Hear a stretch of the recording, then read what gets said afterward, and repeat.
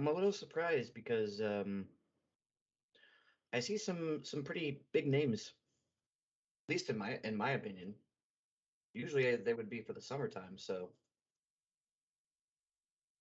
Yes. Um, I think there's a few for me that I'm like super excited about. And then there's a lot of like brand new IPs that I'm like, ooh, this is so mhm. yeah. Um, let's go ahead and get right to it. The first show we're gonna be talking about today is Dead Mount Death Play. Ah. See, I was smart last time when I did this, and I actually made it on N-Chart where I clicked on which ones were mine, so I know this one's mine. So I clicked on it saying I'm wanting to watch. Okay, so Okay. um, Dead Mount Death Play is done by Geek Toys. Um, they are currently doing one of the ones I am currently watching for this season, the Ningen Fushino Bokensha Teka Deskai Gasakai, yeah. Um, and there's a few that I've watched from them, so I kind of know more or less Geek Toys, and I think they're still fairly new. They've only been around for, I mean, probably what, 5 years now, which 5 years seems like a long time, but in terms of like anime studios, that's really not all that long. So I could still kind of consider them to be fairly new to the scene. Yeah, I've only seen parts of some of the shows that they've put out, like Day Day Live. Actually, and the Day Day Live that they worked on was one of the later ones. So I'm Hmm. not. Yeah, I actually haven't watched. Yeah. Source material for this is a manga, so that's promising already. So the one sec storyline. It's a showdown for the ages as the legendary hero takes on the corpse god Necromancer. But when the dust settles, something isn't quite right. In the final moments of their epic confrontation, the corpse god's final gambit shot was wholly unexpected. Reincarnation magic across space and time.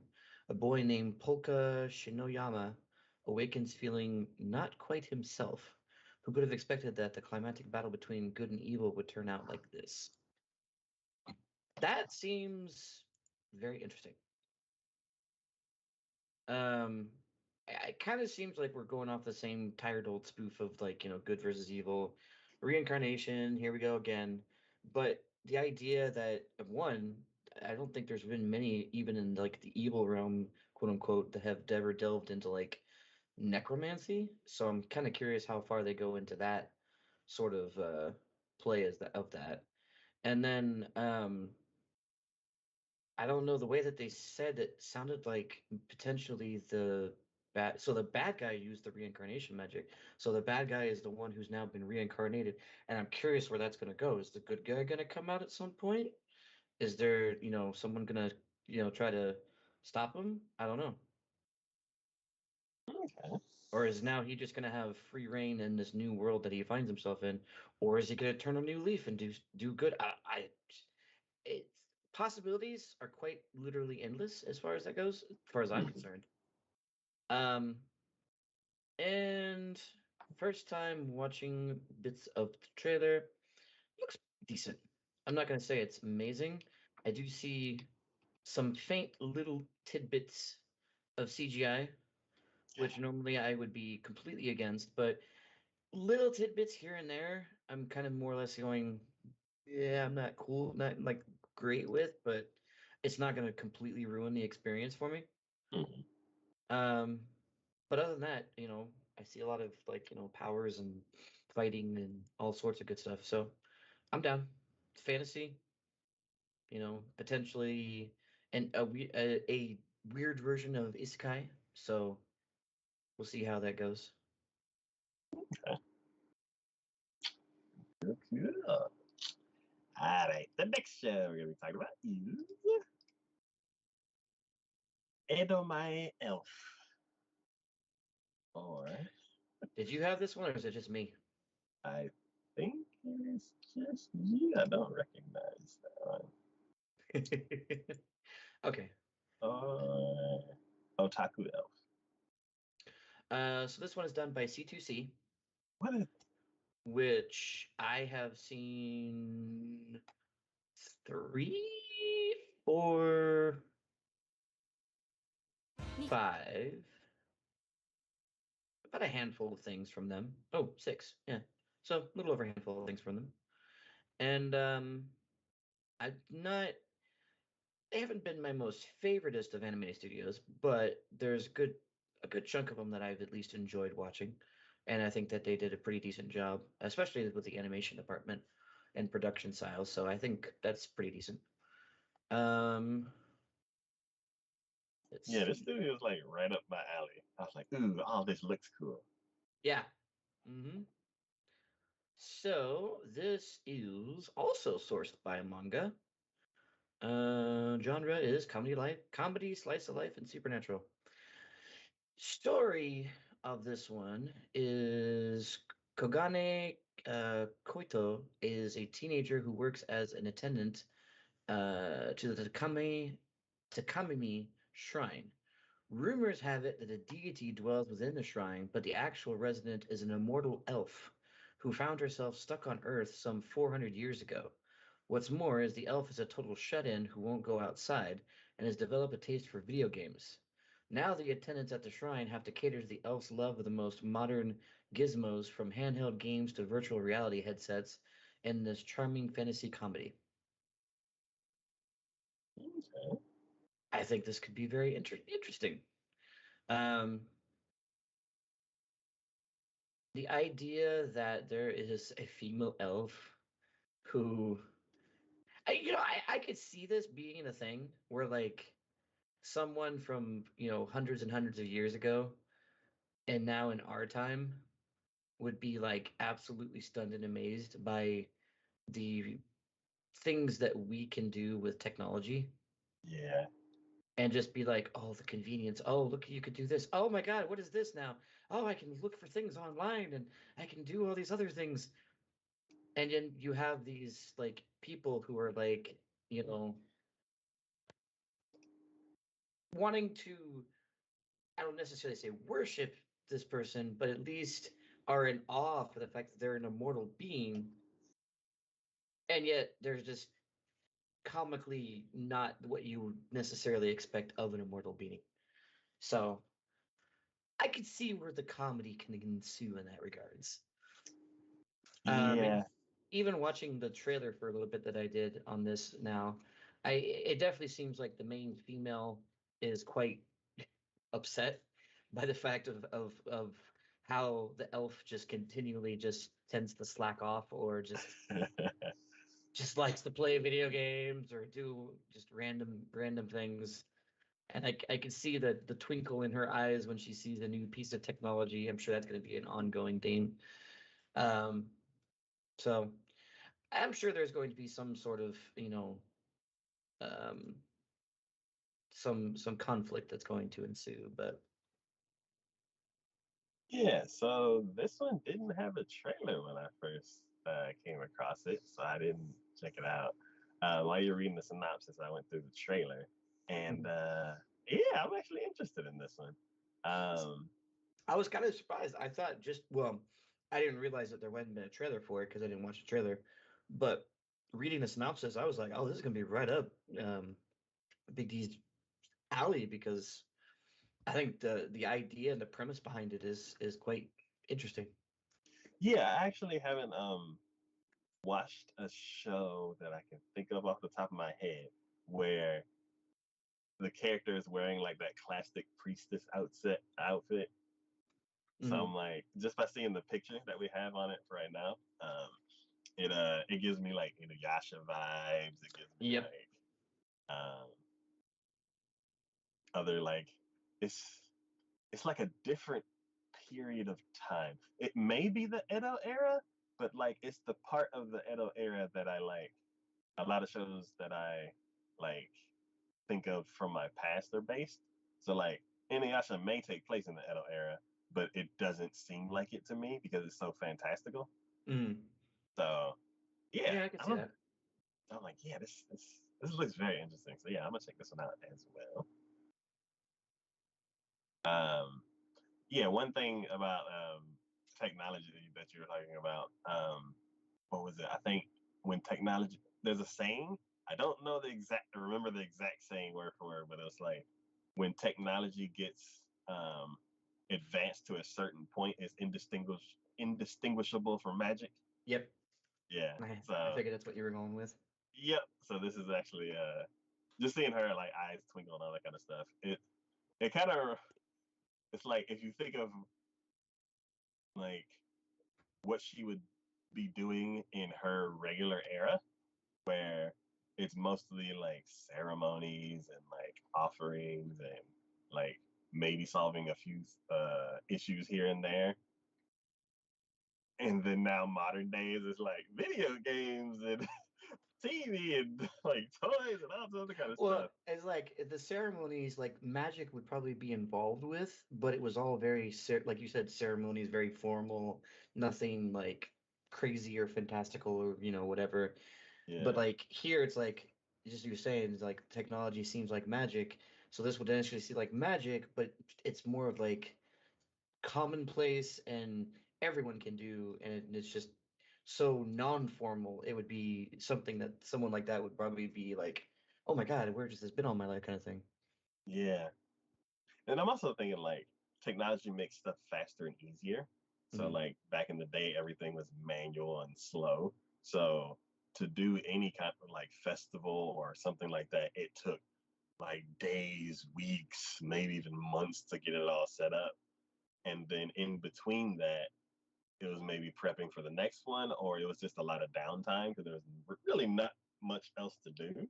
Hmm. Um, and then nowadays it's like, oh, we got to go set up for this thing. And it's like, you take a couple of days and then you're set up. And then in between not the festival for now until like the festival that's coming for like months from now, you got like tons and tons and tons of stuff to do. So Yep. it's it's yeah, it's gonna be interesting to kind of see. Like, I would agree. actually, yeah, I'm like, when's the last show we had? We followed like a priestess character where like they lived at a shrine and stuff like that. So I'm like, It's been a while. and it's not like an etchy show The last one, see, I or remember a harem. Like, not a priestess, but there was one. Um, Natsume had a priest kind of character mhm. who lived in a shrine, took care of Okay. one. But it's been a while. Yeah. It's been a while since I've had, and this is see, that was more of a side character too. That wasn't more like the predominant focus. Yeah. Ah, it's gonna be interesting. Yeah. So, All right. The next show we're gonna talk about. oh boy, see, I know like the next four are mine because I'll tell you, they all have one thing in common. They all start with the very first word being the exact same thing. You get an isekai. You get an isekai. Everybody gets an isekai. Four studios decided, hey, this is the time to do an isekai. And me being a, isekai, just absolutely have to watch every single one. I'm like, oh, well, that's on the list, and that's on the list, and that's on the list, and that's on the list. So, anyways, let's go. The Probably next go one. with go with the let's go with the English name of this one. Yeah, I was going to straight into the. There we go. I got a cheat ability in a different world and became extraordinary even in the real world.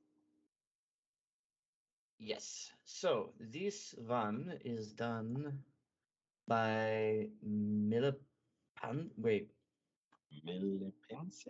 Millipensi. There we go. Which I recognize some of what they've done. And I'm not thrilled with all of it. TQ, God. So much Well, TQ. and they did Berserk too, which I'm not thrilled about. Oh. Yeah. Mister, I'm gonna CGI everything that doesn't need to be CGI'd. Um, Wow, this show is like both ends for you. Like they did the worst show you've seen and one of the greatest shows you've seen. hmm So, storyline. This is source on this is a light novel. Interesting. And the tags on this are action, adventure, fantasy, and romance. So pretty stereotypical in that regards. This is a mysterious door stands open, inviting a boy who's been brutally bullied all his life to take a courageous step forward into the unknown. On the other side, he finds a horde of priceless artifacts and a world as filled with magic as it is with monsters. The most shocking revelation, however, is that he can bring whatever he wants back with him from when he returns to Earth. It won't be long before this double life changes him forever. So, this reminds me of a series. I don't remember. I think it's, yeah, current series is happening right now, where the protagonist goes to the fantasy world and can travel back and forth. And her Ah, yeah. whole thing is trying to gain enough gold to be able to live her life peacefully on, in either world, basically. Um, this kind of reminds me of that. Um, So I'm curious because it basically it's sounding like and see, given the option a lot of times, I know there's a lot of people who are like some people want to go back to our world, but most of them are, and I've heard a lot of people make the argument of why go back to our, just stay in the fantasy world. It's probably better. It's, doesn't, especially someone who's obviously had a rough time Yeah. in our world as far as that goes. Yeah. New world, no baggage. No baggage, start fresh, and it looks like he has a new lease on life and everything.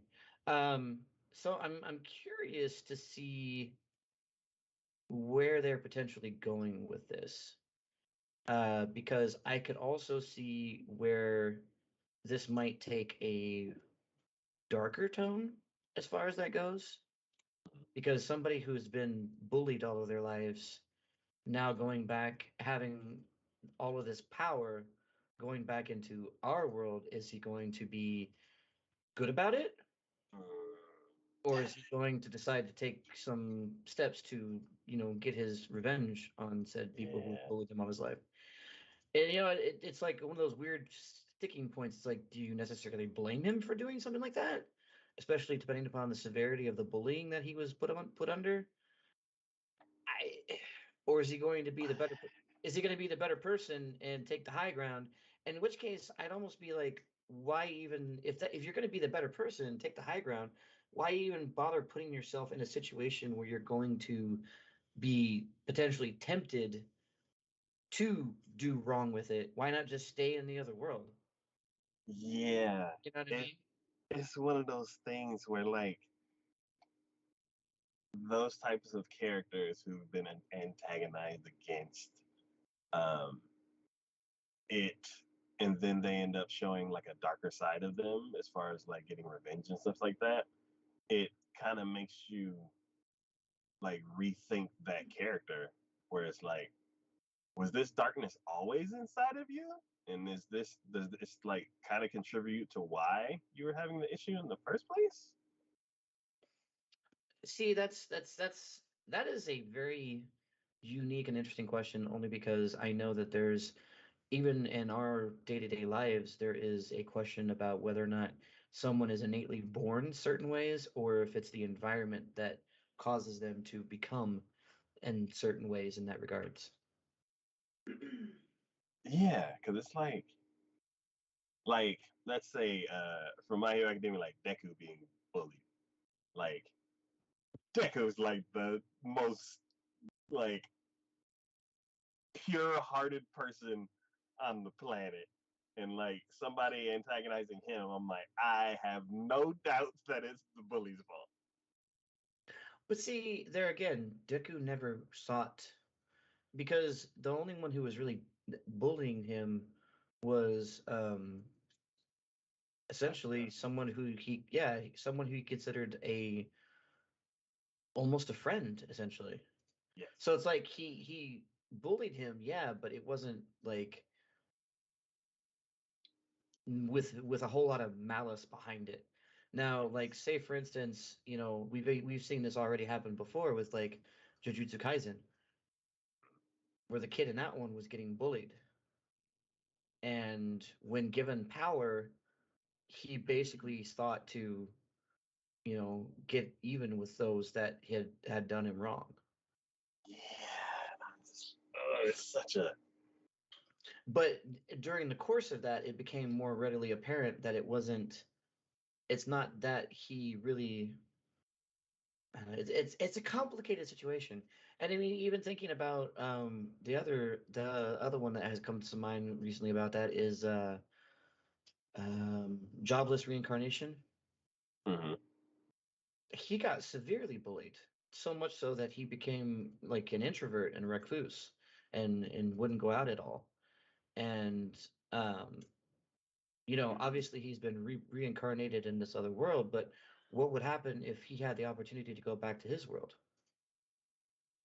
Well, I think with that character, that was one of the ones where we kind of like saw glimpses of, is this totally his fault? Or like is he innocent in the situation, or does he have some kind of like I blame think, for it? but see there again, I think his actions after what he did, or his actions towards the end, yes, were his own, but I don't think he would have ever gone down that path had it not been for the bullying to start with. Okay, yeah, Because the bullying is what caused him to be the introvert, the recluse, the I don't want to leave, I don't want to go anywhere. And then by the time he got to the end before he died, it was I don't care about my parents.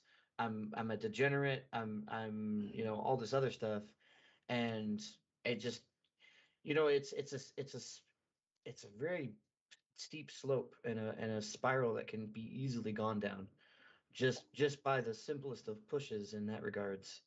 yeah, And from what even the glimpses of what we saw him go through, I mean, being stripped naked and tied to a fence, that's crazy. yeah, You know what I mean? That's just absolutely nuts. And it would give someone like PTSD and scarring. And I don't know what this kid went through. I mean, obviously looking at just the little glimpses, I mean, it looks like he got beat up pretty decently. So I don't know if his abuse was more of a physical than a mental abuse. Um, but again, it's not the easiest thing in the world to know. Now that isekais are going to the point of not only can we go to another world, but now we can come back to our original world. that is a new trend. Yeah.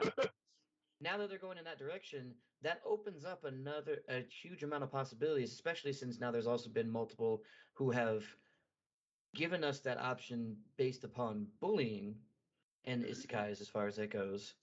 Now I'm more concerned or thinking about it's like what's that do to a character? What's that do to someone's, mentality? And it could be that he wants to take the higher ground. It could be a case of he wants to do better because he knows what it's like being pushed around and bullied, and he doesn't want to go down that path. It could also be the case, but I think it's interesting given that there's an option for that. So, Yeah, normally whenever there's like a specific like twist of a genre or a different flavor of a genre, usually there's like a couple of them in the same season. It's kind of interesting how like there's two isekai, reverse isekai, I guess. Um, and like one was this season, and another one's next season. hmm Yeah, normally they both come out in the same season, hmm but yeah, it's interesting. All right, next isekai. All right, the next show we're going to be talking about is Isekai One Turn Kill Nessa. Um, so this first one, I'm very much interested. Very, very interested in seeing what goes down. This one, I'm slightly less interested, but I'm still like, it's the interest is there, but it's not as great. Hmm. Um, this one is done by Gecko, which has only started this year. They've done This year. two shows this year. I'm not even sure this other one is this one out already? The Temple? Or is No. it it's later It- on this year? So this is literally their first showing. Yes, this is literally their first showing. The first anime that they've done. Um so this is based upon a web novel. Hmm, I don't know how I feel about that. This is comedy, fantasy, romance, very similar to the last one. So, premise behind this one, it wasn't me who was the strongest in another world, but my sister. As the result of an accident in the real world, Ikusaba is transported to another world. He tries to enjoy the different world he imagined, but his abilities prove to be the weakest. Just as he's about to be attacked by a vicious monster, Ashai's doting elder sister Mayu comes into his rescue and saves him. They didn't do that right. Chasing after Ashai's love, Mayu too ended up in the same world as him with the strongest of abilities and cheat skills. The fantasy tale of the strongest elder sister with a brother complex and the younger brother with the weakest skills begins. Not sure how I feel about this one overly much. This reminds me of the other one that did a similar premise to this, but instead of a brother and sister, it was a mother and a son. Yeah.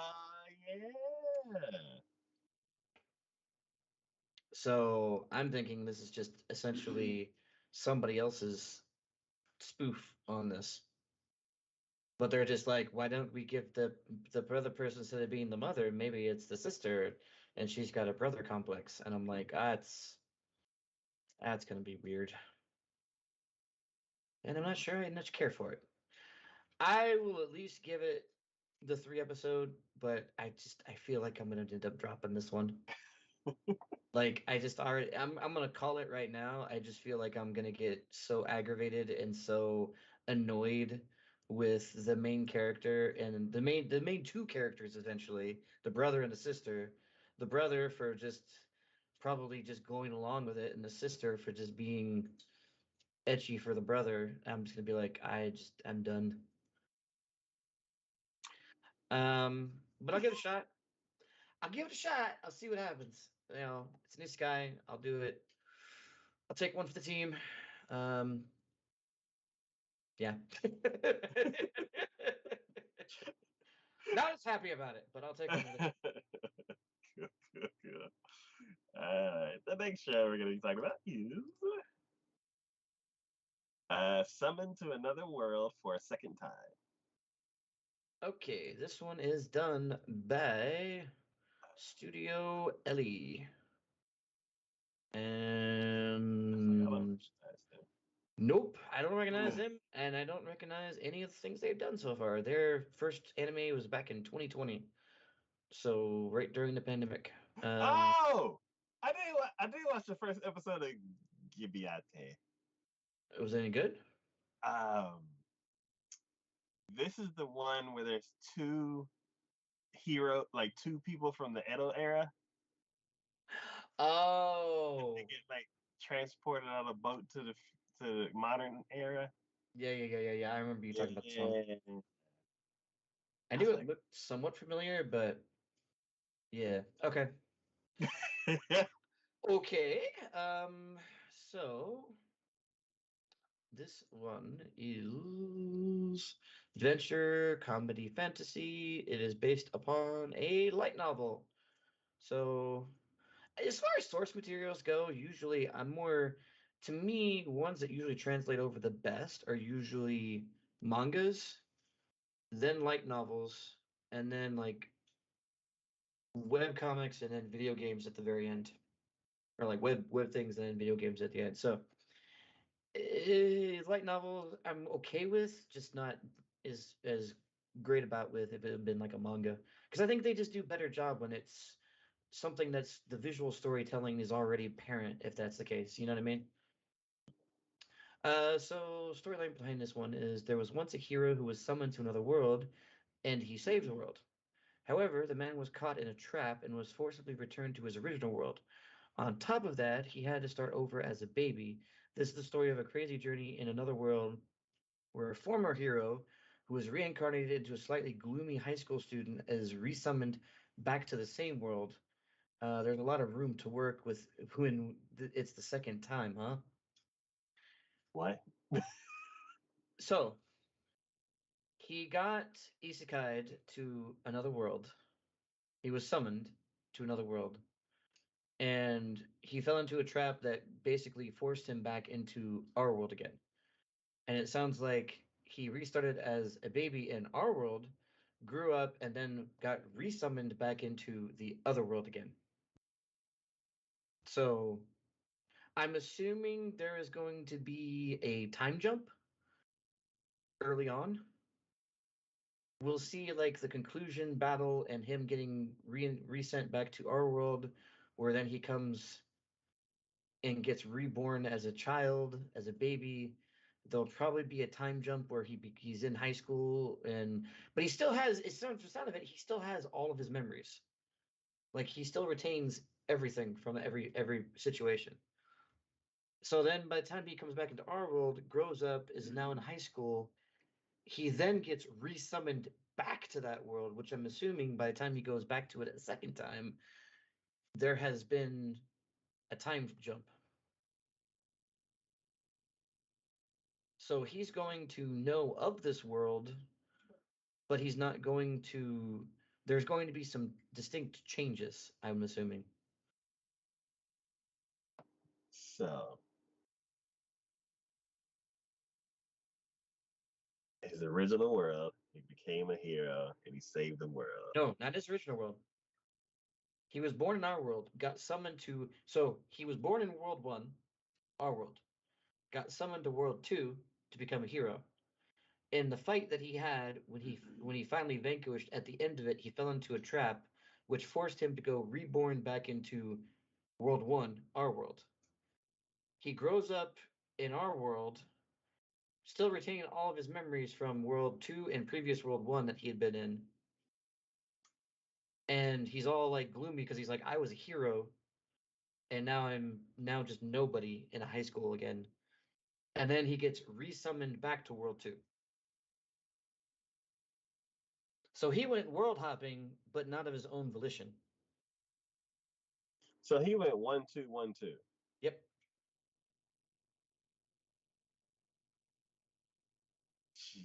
Okay. So I said, I think given the way that they're portraying it, I'm assuming there is going to be like time jump, which is going to be the biggest. This is Yes. going to be the biggest thing about this is that he's going to have, um, he'll have a life in World 2, but then he gets put back to World 1, comes back to World 2, and by the time he comes back to World 2, there's been a time gap in between. So things have moved on, but now he's back again and he tries to get back to the way things were before he got pushed back to World 1. So basically, every time he goes to World 1, he starts off as a baby. Well, I mean, I'm assuming that was just because of the way that the trap that was laid for him in World 2 Ah. was. Because of how World 2 laid a trap for him and he got pushed back forcibly, not by choice. Oh, and maybe it's like because he's a baby, he can't actually like transport because he's like not of age He doesn't to have the like trans. buy. I I don't was think saying, he doesn't have any way of being transported either way. I don't think it's just a matter of more than likely what happened by the time he fell into the trap in World 2 to go back to World 1, people might have thought he died saving World 2. So they thought he was probably dead and gone. So they never tried. So that's the funny thing. They probably never tried to bring him back to World 2. They just assumed he died. Well, then, if later on, as stereotypically as these things go, and the Demon Lord resurfaces and they have to summon another hero, they think they're summoning a brand new hero. They're not. They're resummoning the same hero. Okay. That's what I think is going down. Okay. Yeah, and I'm thinking the trap was to summon him at well, okay, so yeah, so it's not that the bad guy was like trying to buy him time by like making him a baby so he couldn't come back just yet. It's more of He was trying to get rid of him completely, yeah, and he couldn't defeat him. So instead of defeating him in his dying whatever, the bad guy was like, "I'm yeah, gonna put you back, and then hopefully you won't come back to defeat me again." yeah. Well, the bad guy Okay. came back again, and they're like, "Well, we're gonna summon a hero," and it just so happened that they came across the same hero they'd already summoned. Because That's if you're summoning the best person, and you already summoned him first as the best person, it goes to say you would just resummon the same person. how old is he now? Like I mean, 50, 60? soul wise, spirit wise, probably, but it looks like he's probably what? So he had to grow up as a kid in our world. If we're going by the usual thing, he got isekai'd when he was in high school or a little bit later than that. So Yeah, let's say no later than 18, maybe stood in their world for a couple of years. So let's just say 20, came back to our world, did it all over again. So like soul wise, he's like almost 40, 50 years old, yeah. but body wise, he's like 15, anime 15, protagonist 16. age. Yeah, yeah. You know, so Interesting. he still has all the memories, I'm assuming. So I hope the story plays out as in like even more interesting than we're like guessing. yeah, I hope so too. But see, that's why I said 'Cause I'm that's like, why I said I feel like this is an isekai this is very unique for an isekai. you know what? It's the same thing going back and forth. They're just like, oh, well, y'all went back and forth once. We go back and forth twice. Well, no, because like the previous one, the first one, the guy has the ability to go back and forth in the same body, person as he is, Yeah, however many times he wants to. yeah. Another one did that too. That makes sense. This is a person who went, He doesn't I have get, I control get, over I it. get there, I get forced back, but not only do I get forced back, I'm not even in the same body anymore. Now I'm a baby, Yeah. and I have to go through. Imagine having to go through being a kid all over again. Oh God. Well, the thing is, it's like being a kid with like all your memories and everything. I mean, your school would be a breeze, which which might be why part of the reason why he's so gloomy because he's probably just bored. It's like that baby from Roger Rabbit. It's like, where's my stogie? Yeah, basically. So Okay. Interesting. I'm curious. I'm curious if let me know if it's if it's more interesting than we're guessing. will do. Good, good, good. All right. The next show we're gonna be talking about is Isekai wa Smartphone Season 2. Isekai to another world with my smartphone. So this was just one of those early on when the whole isekai train started. That this was one of those that came about, and the biggest difference in this one was God had him reincarnated into another world, and he gave him the option of what he could do or have or bring with him. And basically, he said he wanted to bring his smartphone. And through this, he has been able to perform excessive feats of magic. Um, he actually, the god gave him basically universal cellular service, I guess. So basically, he's kind Mhm. of it. Even though he's not in our world, he still has the best cellular service ever. Can you So hear me now? Good. basically, because he can call God at any time he really wants to. Um, and he's just kind of been being the general hero of everything. This is done by GC staff, so we know it looks absolutely gorgeous, as all Yes. GC staff does. Yeah. And this is also based on a light novel, and this is another adventure fantasy romance. So I think we've cornered the market in regards to what genres isekais come across. It's all adventure fantasy romance. I don't think any one of these had a different genre for it. For this show, I'm kind of impressed. Like I haven't watched the show yet. I've Mm, heard about it. And mhm. for like the path that isekais have kind of been going, it was like the original. And then people are like, oh, that's a cool idea. I'm gonna make one too. And there's like slight spin-offs to the original. And then it's like just isekai after isekai, and they're like, how am I different? Smartphone. How am I different? We're military. And it's like a bunch of different things. And like this is one of the ones that's like just holding strong and just season after season after season. So I'm like, good job. I agree. I agree. I was kind of surprised when I saw this had been given a second season. I mean, there was obvious more story that they could have said. They didn't like end everything in it the first season, Hmm, but it is rather interesting to me that they continued with it because back when I first watched the first season, I kind of gave it like a mid grade. Like hmm. it wasn't bad, but it didn't like wow me or astound me. And I was just like, it's okay. It's good. It has its moments. I think the biggest gripe I had with the original first season was is that I didn't feel like there was ever the main character didn't ever felt like he had trouble. Hmm.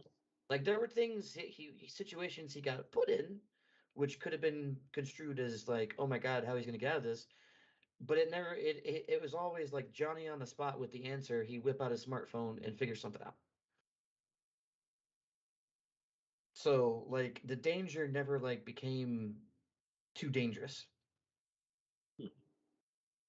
So this was one of those early on ones that they said that they did where they just decided that someone from our world going to a new world with some sort of cheat ability was just going to be uber powered, which is fine. Don't get me wrong. I enjoy the comic of it all because, when you have somebody who's uber powered and you get like the stereotypical, I'm I'm an old school RPG gamer, so I know like the old lines of the demon lord or the big bad boss that comes out and goes, "Ah, you thought you defeated me," and then just to see someone who's like g- grandstanding get put in their place by something simple is just humorous, and I love it. It's laughable. Is it great? Not really, but I'll still watch it. So this is why, like a lot of times when and I'm sure I'll say this after watching the first couple of episodes of this one as well, it's like, well, this is one of my guilty pleasures. I don't know why I watch it, but I watch it because that's it. It doesn't bring anything new to the table, but it's like one of those. It's like opening a bag of chips. You just keep eating. You know, it's comfort food. Yes. So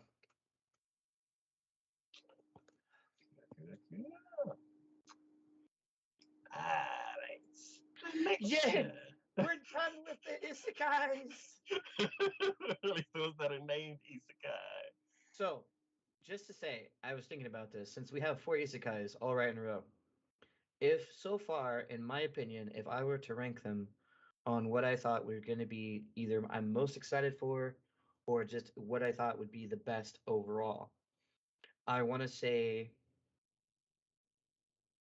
The first one is probably on top of my list. The third one would come second. The fourth one would come third, and then the second one would come fourth. So the Okay. sister one comes last. Yeah.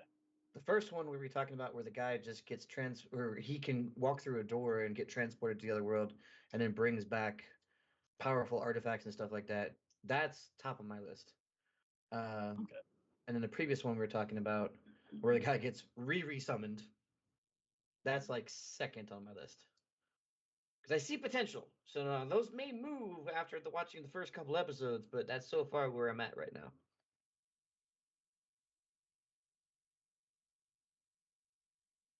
It swapped the first and second one on your list, Mm-hmm. and that would be my list. Oh, really? You're more interested in the one where they're being re-summoned? Yeah, because I'm like, but why though?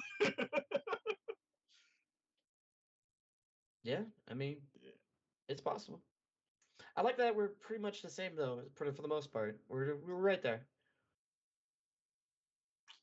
Yep, yep, yep. All right. The next show we're going to be talking about is Please be not my shows anymore. Jigo Kuraku, Hell's Paradise. Ah, you. Good, good. Yes, yes, yes. So, my notes say, finally getting to my notes, is this trailer came out a long time ago. The show's delayed. It looks really cool. Crazy samurai ninja action. So, the trailer that they have now is a new trailer. Mm-hmm. I, I did a little review right before we started the show, and I was like, I watched these trailers like 2 weeks ago. Let me skim through them again, and I got to this one, and it was like the trailer came out a long time ago. And I'm like, oh, okay, what was it? What about it? Do I remember? And it was all new stuff, and I'm like, nope, this is spoiling the show. Stop. So, yeah, I so supernatural samurai craziness is the type of samurai that I like. You know what? Watching the trailer as you're talking, you saying those words are exactly how I would describe what I'm looking at right now. Supernatural samurai craziness. Because there's some supernatural shit going on. There's a bunch of samurai, and I crazy would be the best word to describe all that. Because So, holy crap. yeah, so this is 100% up my alley. Like one part, dude's on fire, but he looks fine. Like he doesn't even care. Like, dude, do you realize you got flames all around you? The other part, there's a woman who has, for the most part, looks basically naked and has like a lot of arms and hands all over her, and it looks rather scary looking. Okay. And then it goes to someone in the middle of a pond or lake with like blood dripping down their hands in so much amount that I'm like, are you okay? You don't look okay. So yes, craziness would be definitely my way of describing that. I often think about it because it's like I understand that there is a thought process that has to go into when trailers are made for any sort of media, whether it be movies, animes, TV shows, like editing is involved and there's a thought process behind it where they want to showcase and give you an idea of what it is that you're looking into and try to entice you. Without spoiling it, or with spoiling it just because, depending I on don't who's making think it. it necessarily would be spoiling it all the way. Some are a little bit more so than others. So I will Yes. totally admit. But this one, I don't know if it would necessarily would spoil it because there are so many quick cuts in between. Like a monster will be on the screen for like 2 to 3 seconds and it's gone. And then there's a slash, and then there's a fight, and then there's another monster, and then it's gone. And I'm just like, what did I just see? What was that? Where was? Wait, huh? So for me in trailers, like back like 5 years ago when we used to go to the movies all the time, we would look at the trailers at the beginning of the year, and a lot of them would be teasers and like the first version of the trailer. It'd be like the teaser, then the first trailer, and then like the second trailer, which is like the spoiler trailer, which is what I call it. Mhm. And I would look at sometimes the teaser, and sometimes that'll get me, sometimes not. Even with anime, it'll be like, we're doing a new show. This is what the character designs look like. Bye. And I'm like, oh no. Then there's the first trailer, which is like the best trailer, where it's like, here's our premise, here's a couple of things. Okay, come watch it. And I get that. And then the second trailer is like, here's all the really cool stuff. Here's like a little bit more information about what's going on. And those trailers I don't like, because the scenes from those trailers pop up when I'm actually watching the show. So I'm like, I I'll watch will. the show and I'll see a scene. I'm like, oh, that was in the trailer. So I will agree with you on that. But the for this trailer on this particular anime, I believe yes, you're right. These are our scenes from the actual series that you would see while watching it. The problem is so like say for instance, if we were to say combine a movie trailer, say like what is it?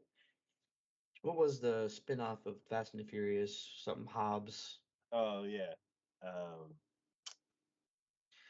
So other it guy and yeah. So if you take that, right? You take that and you take this. The difference between these, even if they were to say like you take the third trailer from this one and the third trailer from that one. Since this is the third trailer, on the Hobbs one, they would show up to 20 to 30 seconds of one full scene. Mhm. So it would spoil the joke for you. It would spoil the action sequence for you. And it would just mean that like you already knew what was going to happen.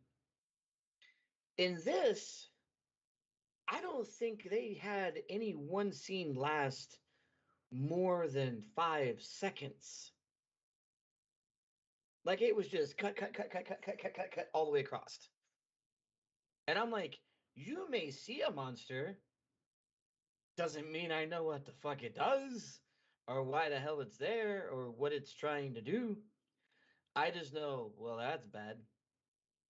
Or like, those are two people fighting, and I'm like, cool, why are they fighting?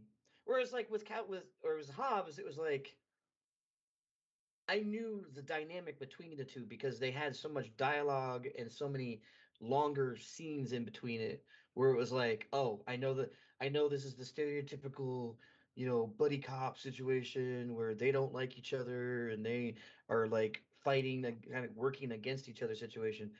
I looked at that and went, I have no idea who the good guy is. I have no idea who the bad guy is. I have no idea. Am I rooting for the monsters? Am I rooting for like this could be any freaking thing. I don't know. But I mean, I get if you don't want to see like certain things like that because that's the same reason why I don't particularly watch openings for anime seasons because Yes. if I don't watch the openings when a character is introduced, I don't I don't know who they are and I'm pleasantly surprised to see them. But here's the thing about that too, like with openings, they openings for a lot of animes will showcase like if you have an isekai, let's say for example, you already know who the main character is pretty much right from the offset. Mhm. You may have another character who joins in later on, but when it comes to openings, they have a tendency to be like, here's this party member, here's this party member, here's this party Yes. member. You're like, who's But I'm that? like, okay, now I know that they're a party member because they portray them in that light. Looking at that trailer, I have no idea who anybody freaking is.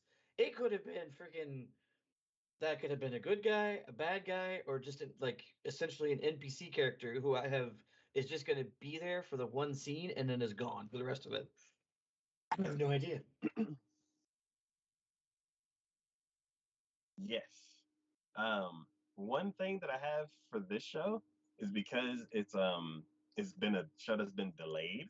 Hmm. I have more exposure to it than basically any other show because I watched the trailer initially to put it on my list back then, and then I may have watched the same trailer to remind myself when or looked for the trailer when we were supposed to talk about it, but it got delayed. And then I checked it out again like a couple weeks ago, and so I'm like, I've seen the trailer like a few different times, so I'm starting to get like for me to watch the trailer, I'm like, oh, I've seen this trailer before. I'm like, my brain like gets some cues about like characters that I've seen before, and this one's more like even though it's like it's still real quick scenes, it's more fleshed out.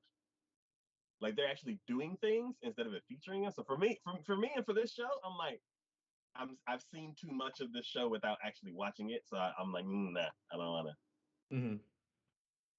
Yeah, I don't know. It feels like it crosses that line from my brain. And I'm like, no, too much exposure, no. So, um, but yeah, like looking at this picture, I'm like, I have no, I like, I kind of recognize the guy at the bottom because I think I remember him from the first trailer. The But he only looks. one I recognize in that picture is the dude with the headband, and that's about it from what I've seen. Like every single one of those characters could have been in that trailer, and I couldn't tell you any one other than the dude with the headband, and only because of his ears. Yeah, That's it.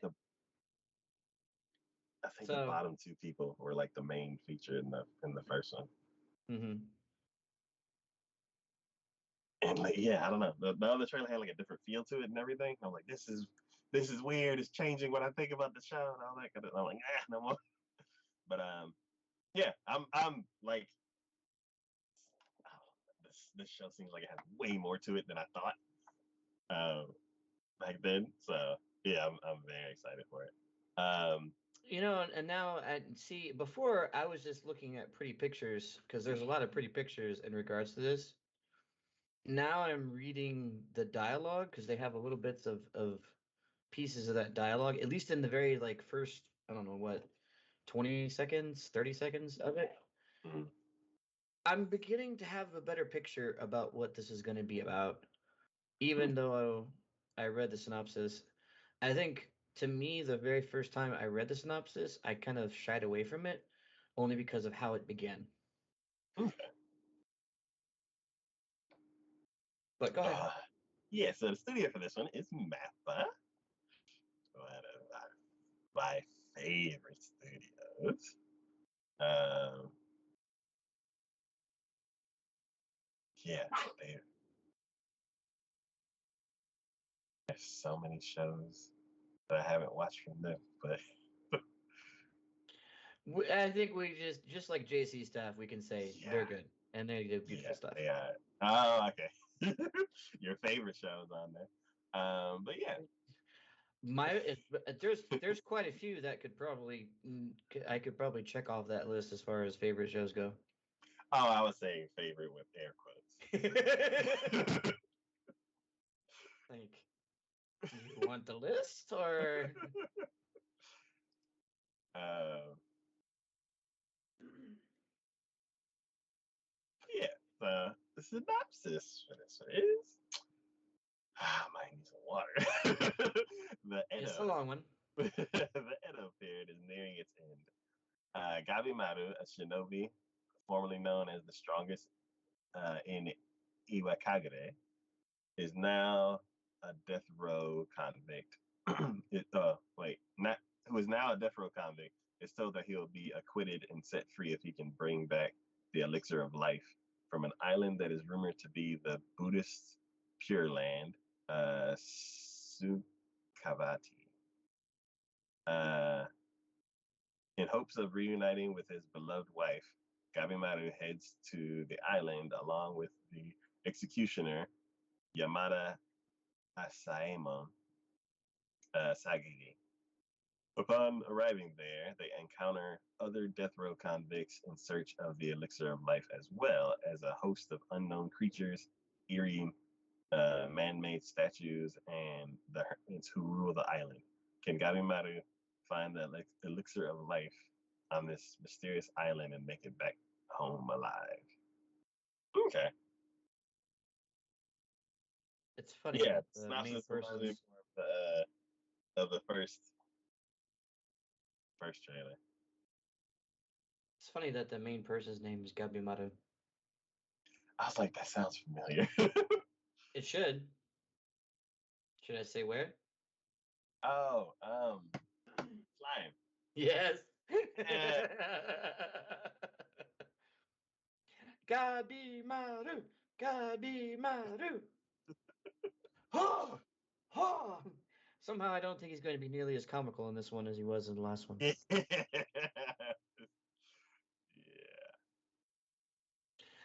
God damn, this thing has a lot of tags on it. 1, 2, 3, 4, 5, 6, 7, 8, 9, 10, 11, 12, 13, 14, 15, 16, and one spoiler tag. 16 different tags and one spoiler tag. Yeah. Lowest percentage it comes to. Why is there a tag for ships? Is that really necessary? Wow, martial arts is on the lower end, 30%. I guess it's more swordplay than martial arts. Superpowers is on the low end too at 44%. And everything after that is like 60% and higher. Heterosexual, gods, tragedy, shonen, anti-hero, samurai, religion, swordplay. Yep, swordplay. A lot of that. Yep. 82%. Philosophy, ninja, 85%. Yeah. Historical. How is this historical? Because the Edo period. You say, see, this is why I think I read Edo period in the synopsis and was like, next.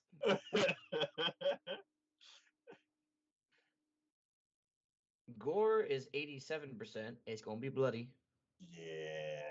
And survival is 97%. Yeah. Interesting. Okay. Cool, cool, cool. Oh, I'm so excited for this one. Hey, I'm happy it's finally being released. Yes. Cool, cool, cool. All right. The next show we're going to talk about is Kanojo ga Koshakute ni Itariu, or the reason why Railana ended up at the Duke's mansion. Oh, yeah, see. No. I was like, Mhm. I saw just the picture of this one and just went, I'm gonna pass. yes.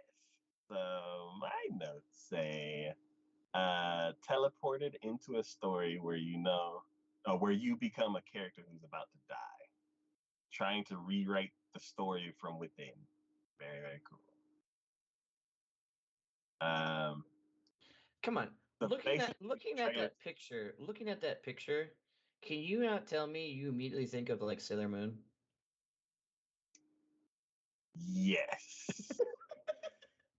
I just looking at the picture, I'm just immediately like Sailor Moon vibes, and I'm just like, no, just no. Yeah, it's definitely like Shoujo Aim. Um, the studio for this one is Typhoon Graphics. I have never heard of them. Oh, what boy? Oh boy. Huh. Well, I recognize Nobles. That was the resurgence of the pretty boy vampire situation back in Okay. 2020. I don't really recognize the other ones, but looking at the pictures, I would question some of that. Hmm.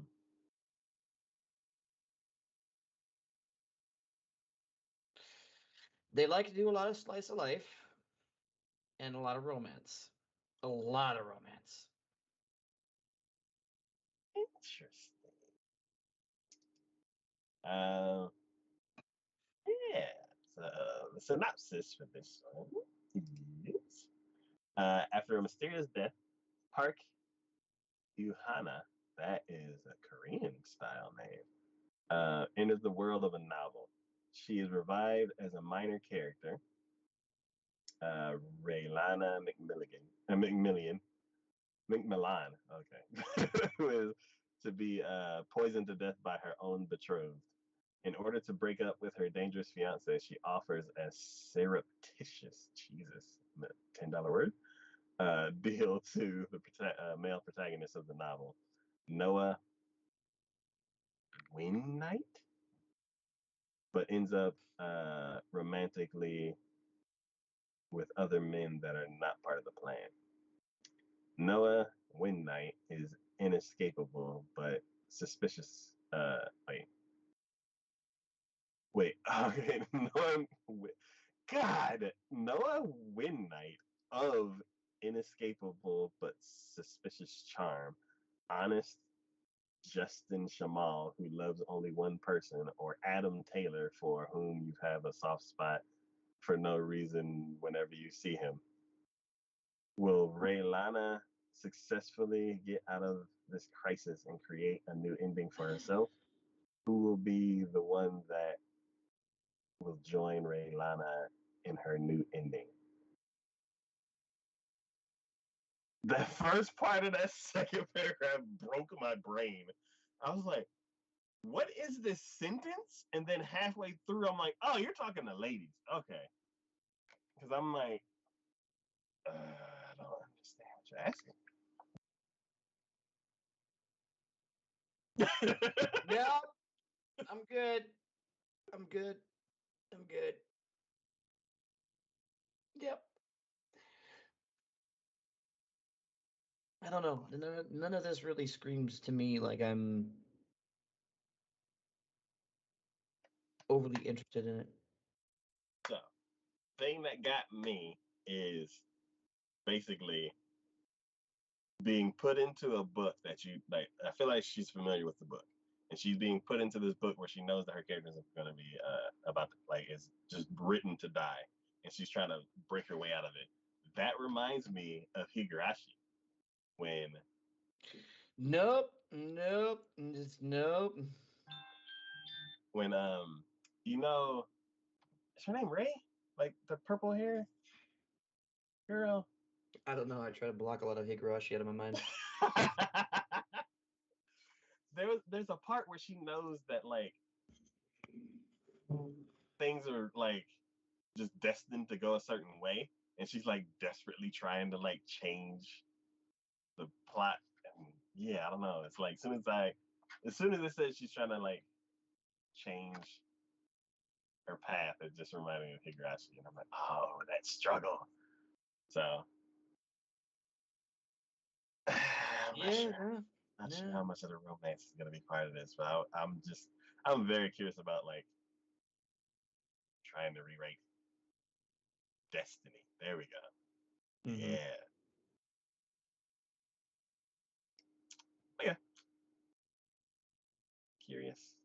All right. The next show we're going to be talking about. Uh, Kimetsu no Yaiba. Katarajai no Satohen. Demon Slayer. Kimetsu no Yaiba. Sword Swordsmith Village. Village. Yeah, Yep. Swordsmith Village arc. So I have one thing to say before.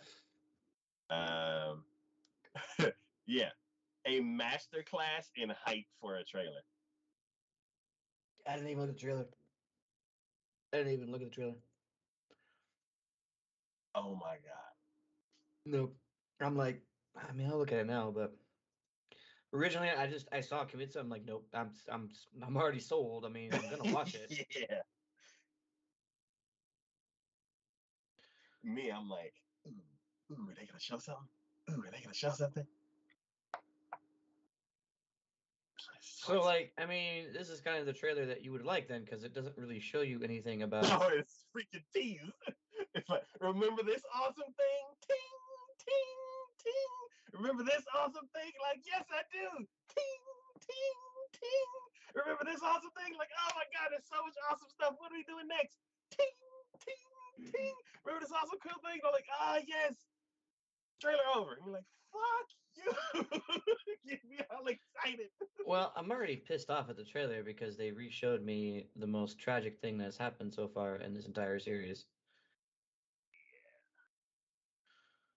And that just pisses me off already. I'm just like, why did I have to revisit that? I didn't want to revisit that. I will say everything after that is uber hype because that was all absolutely amazing. And I think in that season, in that series, how things progressed in everything, it was like every episode was a freaking cliffhanger, which is why I'm glad. And when I first saw that happening, I stopped watching it until they finished it. Yeah. Because I'm like, I am not going to live week by week by your goddamn cliffhangers. I am going to wait until you have the rest of this shit out so I can finish it. And that's what I did. I'm interested to see. I mean, they do show at least some of the Sword Village. Obviously, we don't know what the big bad or what the big difference is going to be for this, but I am curious to see what, it's interesting. A lot of the people wearing the same masks in those villages. Yeah. Yeah. It's like It we was don't know the funny. big.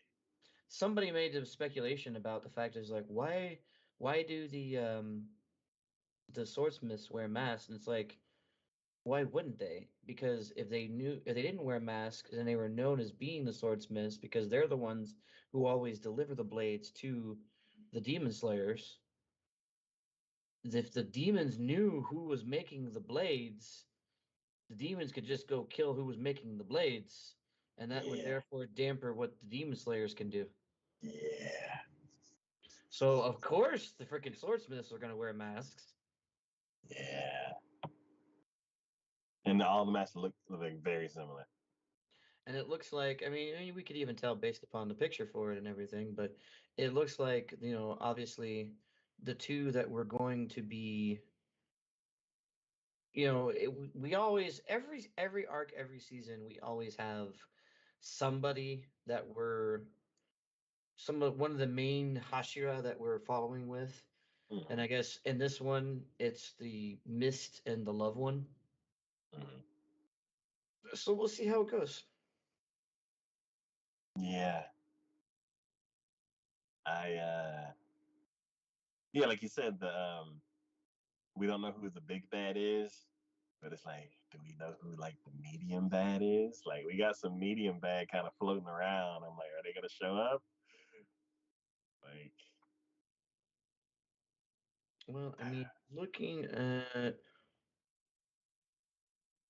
if I were looking at the picture that they have on it, I mean, I think the only demon I recognize in there is the same demon that we all hate because it's the one who killed what's his face, Flame Hashira. yeah, So he's back, but the other demons that are there, I do not recognize at all.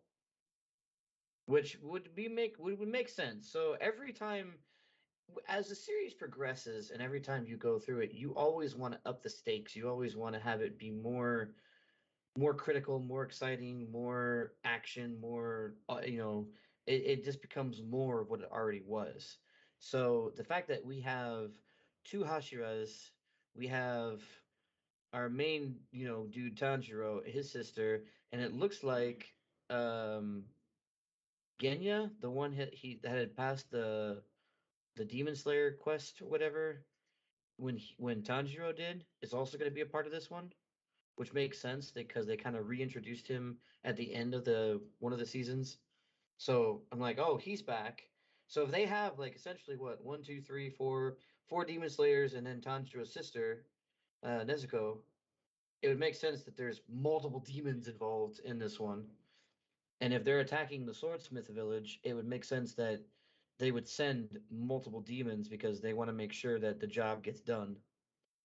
yeah, Which would also make sense because I'm assuming that what's his face, our typical stereotypical big bad, as it were, um, is probably really pissed off about how last couple of events have gone through. We already kind of saw that at one of the end of the episodes where he basically annihilated all the lower moon ranks because he just got yeah, pissed off at what they were doing, and he kind of our the other higher ranking demon that we already know about seemed kind of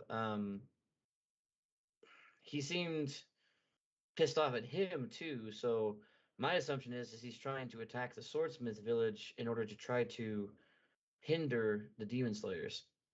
Hmm. So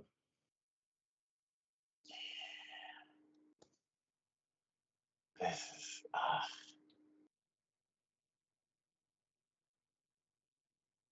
this is one of the best shows that's out there. Like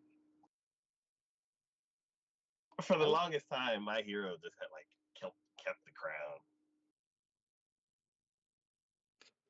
And I yeah. mean they're right up there with each other, I feel like. I mean when an episode of Demon Slayer and an episode of My Hero can both top social media charts and become trending in their own respects. That says something. So I can't wait. So excited. All right. The next show we're going to be talking about is Konosubarashi no Sekai Baken wo. Oh. did we miss one? Um,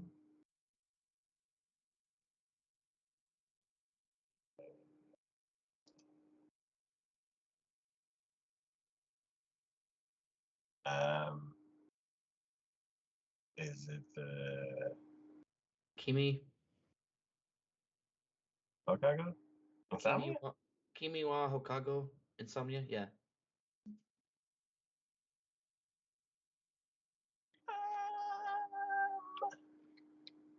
I don't know. Let me check the phone.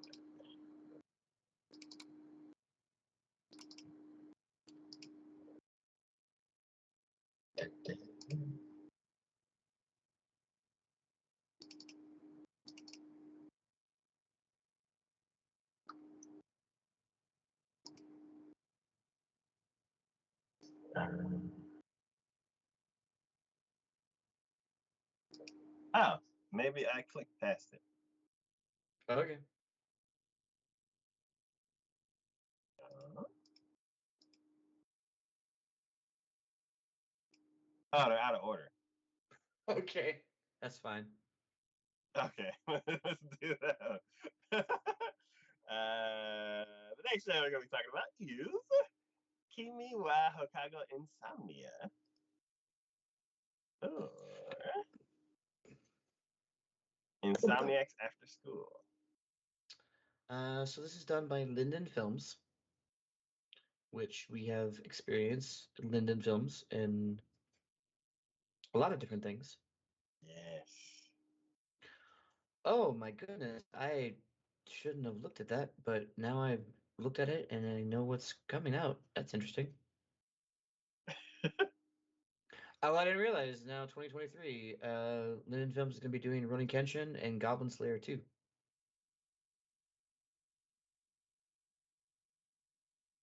Oh, second row. Okay. Yeah, because I'm just like, all right, cool. I didn't realize those were coming out, but awesome. Totally down for that. But yeah, no, Linden Films has done, I haven't necessarily followed closely with Linden Films in a lot of things, but the things I have seen from Linden Films have either been okay or pretty decent, with the exception of a few on there, like Terraformers.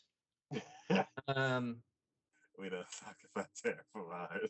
no, we don't talk about Terraformers. That is, if I could rank something at the bottom of freaking lists, that just I don't think there's. It would be hard pressed for me to say which one is more bottom of the list. Um, I can't think of one show that I've like progressed past the first episode. oh, and any of their stuff? No. Really? Because I've watched at least a couple different things I could see that I've watched at least all the way through. I've like a lot of this stuff looks interesting, and I Mhm. just and I'm like it may be like pretty good. It's just not like top tier for me to finish it. And I'm Mhm. like, I'm like, oh, that one. Oh, I never finished that. Oh, that one. I never finished that one. I'm like, oh yeah. And then even like Tokyo Revengers. I'm like, I watched the first episode. I'm like, God, this is so cool. And then the whole internet was like, Tokyo Revengers is amazing. And then I never finished it. Fair enough. This is based upon a manga. Genres are romance, slice of life. This story takes place. Nakami is a studious but cranky and antisocial high schooler who gets on his classmates' nerves. However, his bad attitude comes from the fact that he has a sleeping disorder and frequently spends nights on end without a single minute of sleep. During the preparations for the school festival, he is begrudgingly sent to the school's astronomy observatory to gather cardboard boxes, a place which is said to be haunted by the dire happenings of the now defunct astronomy club. He finds the isolated place a haven ripe for him to sleep, but while rummaging around, he stumbles upon his classmate Magiri Iskai sleeping inside a toppled over locker. Iskai, unlike him, is a personable, popular girl at class, but who is also hides her own problems with insomnia. Looking for a middle ground, they find that there is comfort and ease in sleeping together, so they resort to make the observatory their own private cubby to sleep. Have they found the comfort they're looking for? So, Adorable. I picked this one because I found the premise to be super unique. Um, I mean, if you broke it down probably to its bare bones, this is just another story about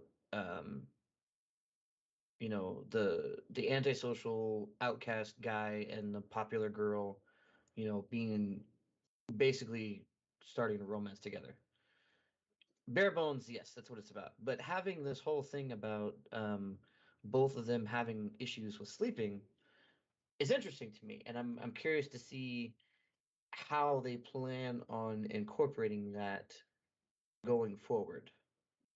If that's going to be something that is, prevalent throughout, or if it's just something that allows them to get their first meetup together and it just kind of goes from there.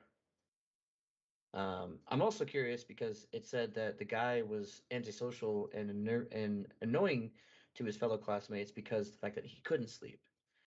So I'm curious to see if personality wise, his personality starts changing because the fact that he found somebody who he can actually allows him to sleep.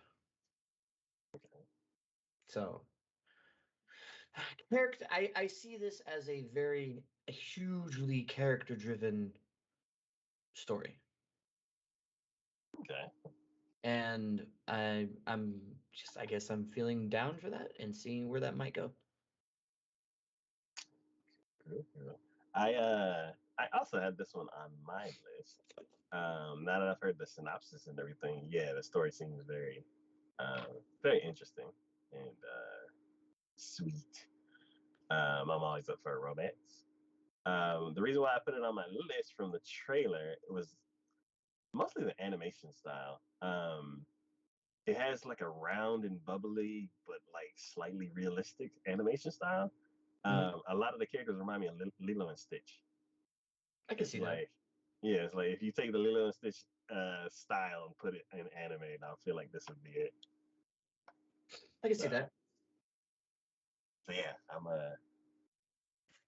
I really like the designs of the characters and how everything looks. But then yeah, now I'm in for a romance too.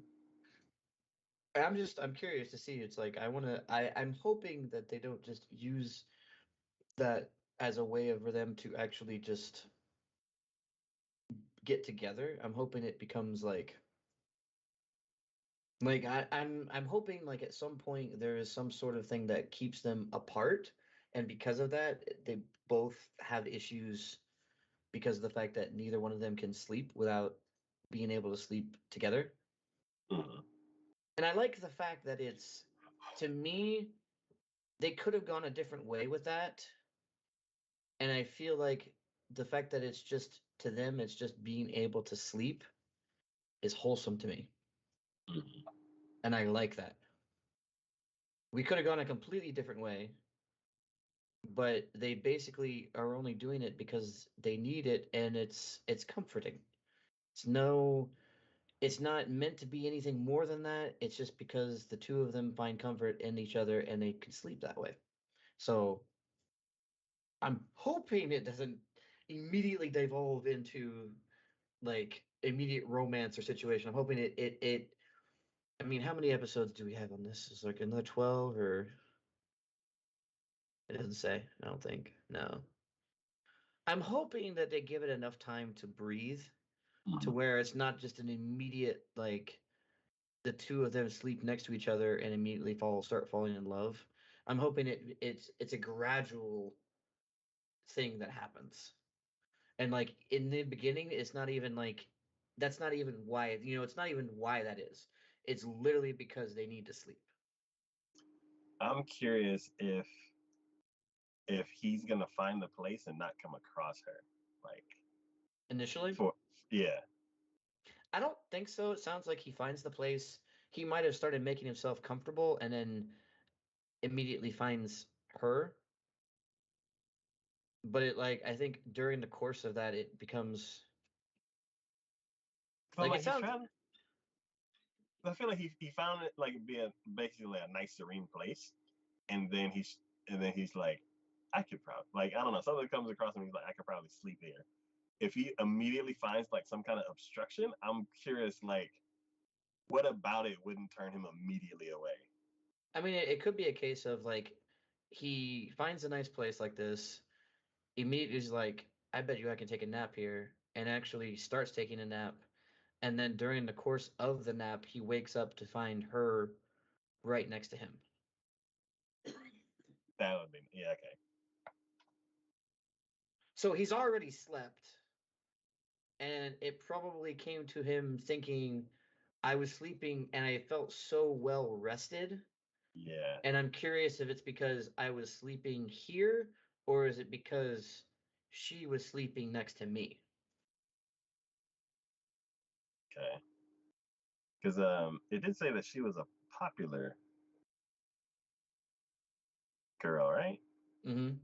Yeah, so she wouldn't mind like just oh I got company, and then she just No, go she's just sociable. yeah.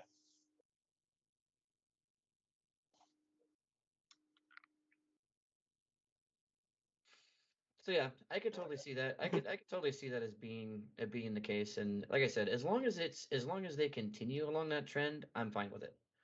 I just hope they don't just drop it immediately and just change it from being about the fact that they were both having issues sleeping to now it's just a straight up romance.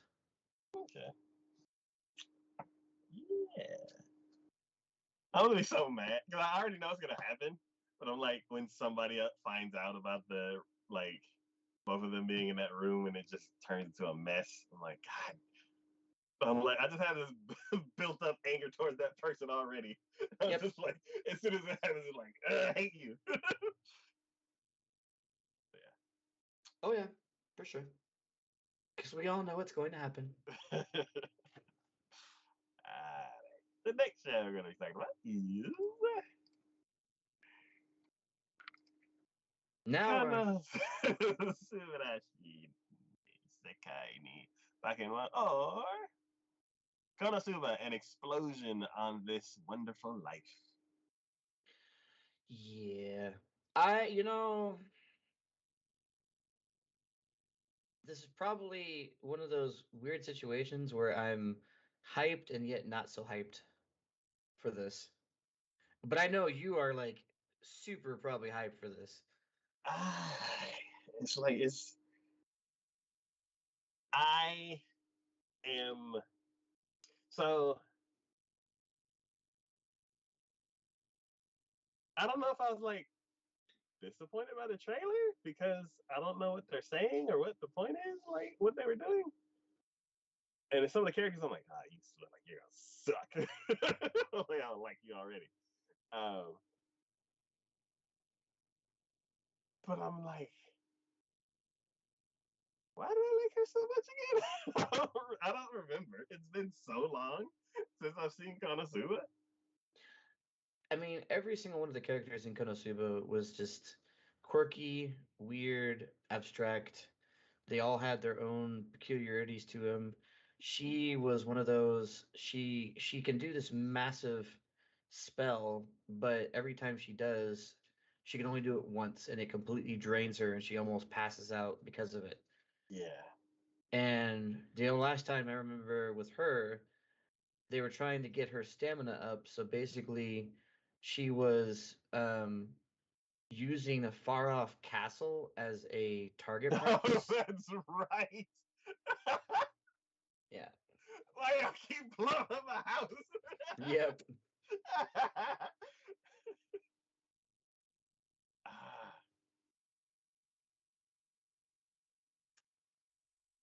oh man. So What? And this is pre everything. yep, this is the story of Little Miss Explosion and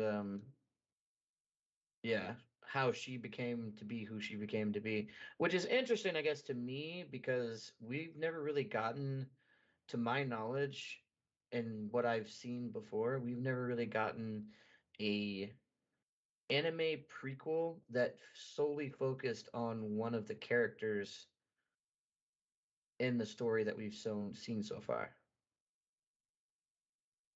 Yeah.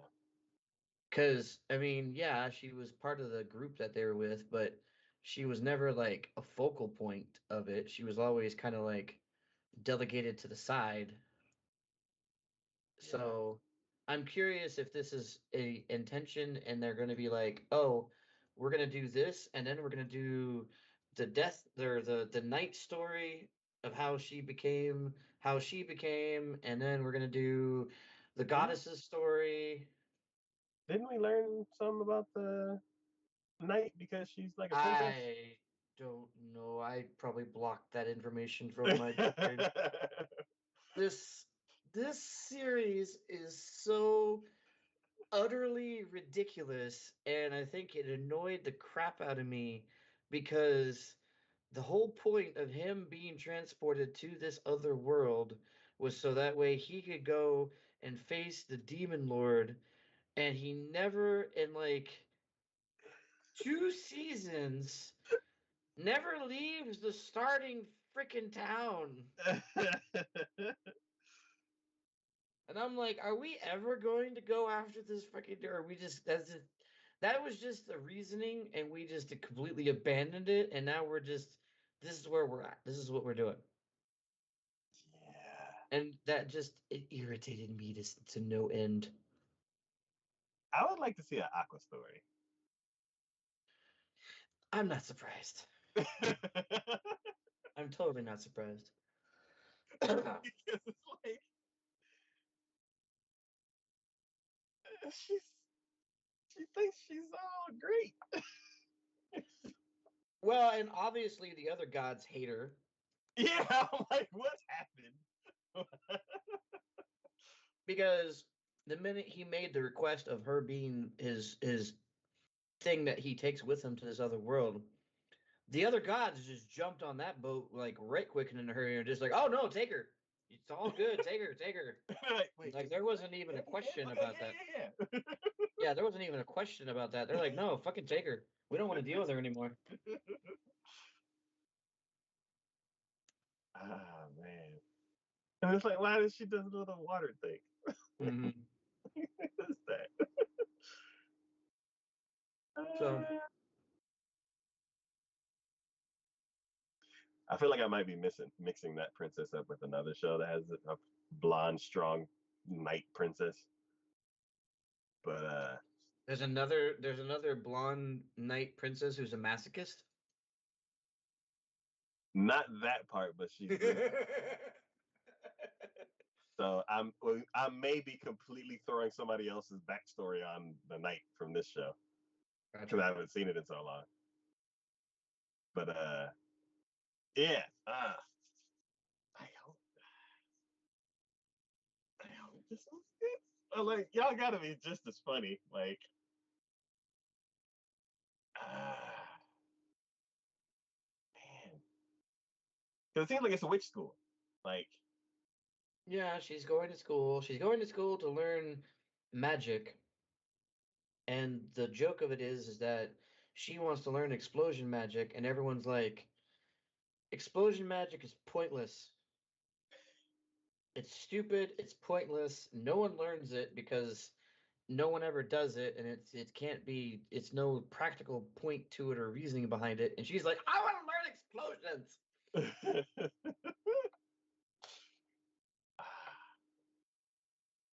Yeah. But yeah, let's get to the synopsis. All right, this one's awesome, but this one's done by Drive. What?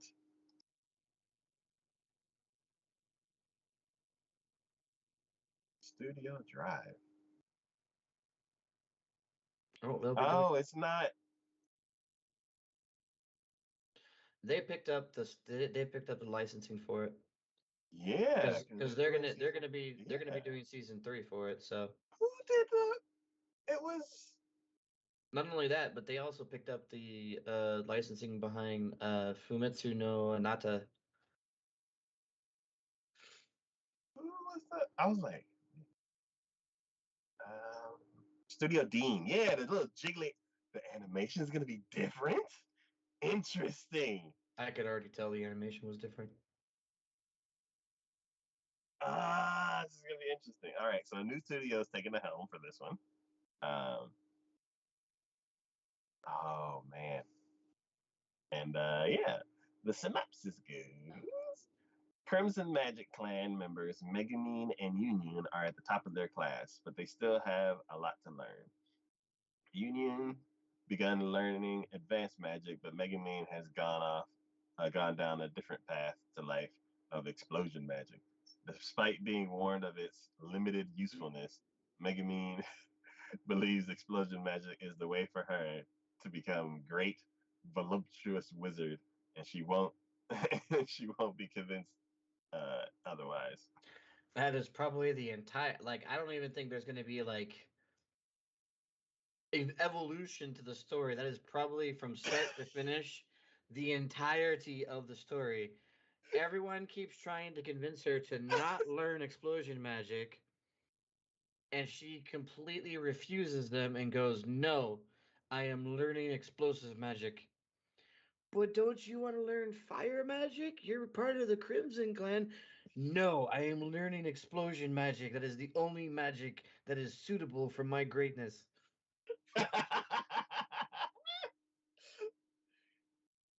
I can already freaking tell you that's the way it's gonna go.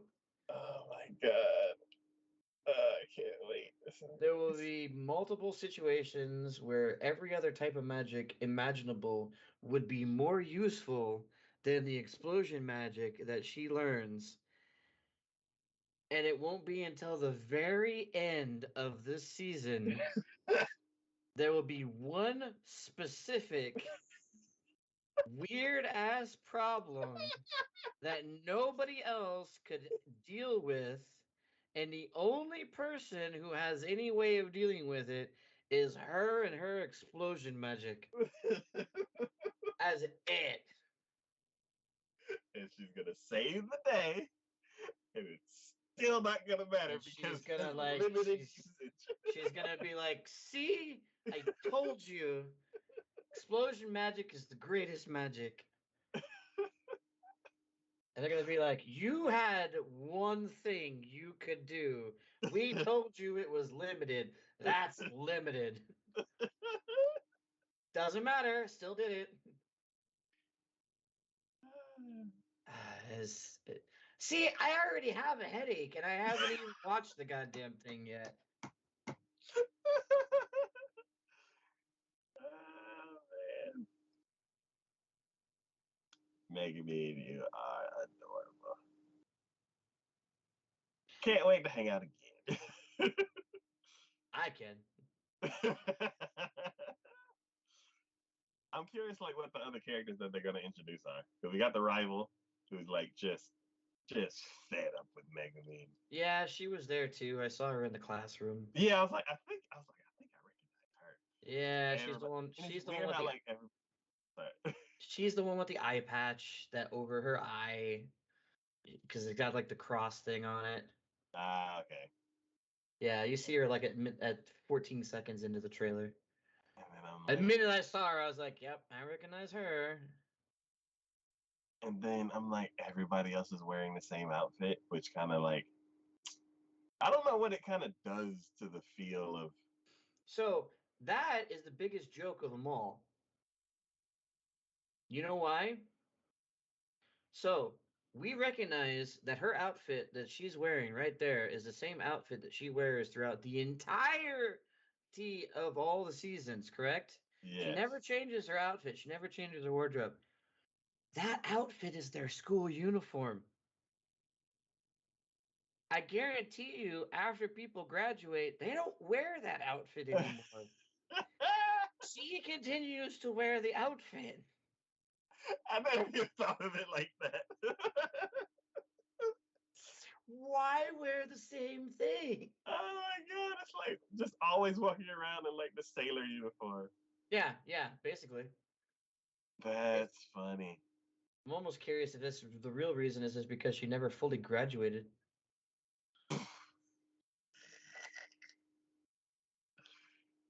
Oh my god. And you know what? I could see that being the case. She never fully graduated because in order to graduate, you have to learn something more than explosion magic.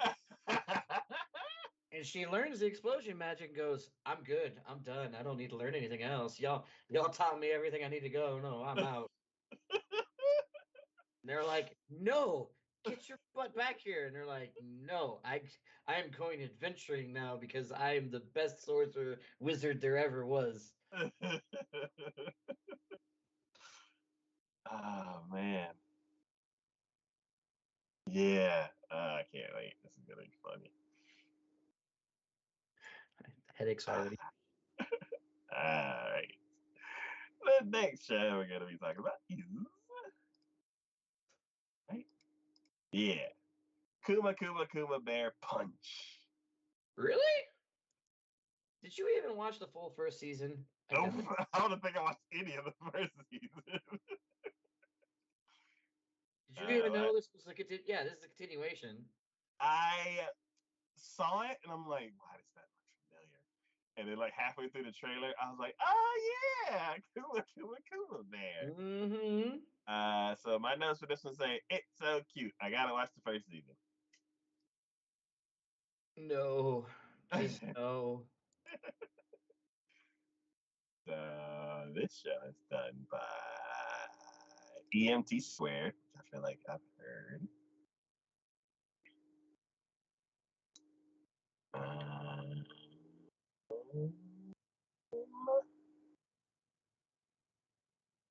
man, it's another one of these studios I don't finish anything from. Mm-hmm. Oh, they did Kumamika,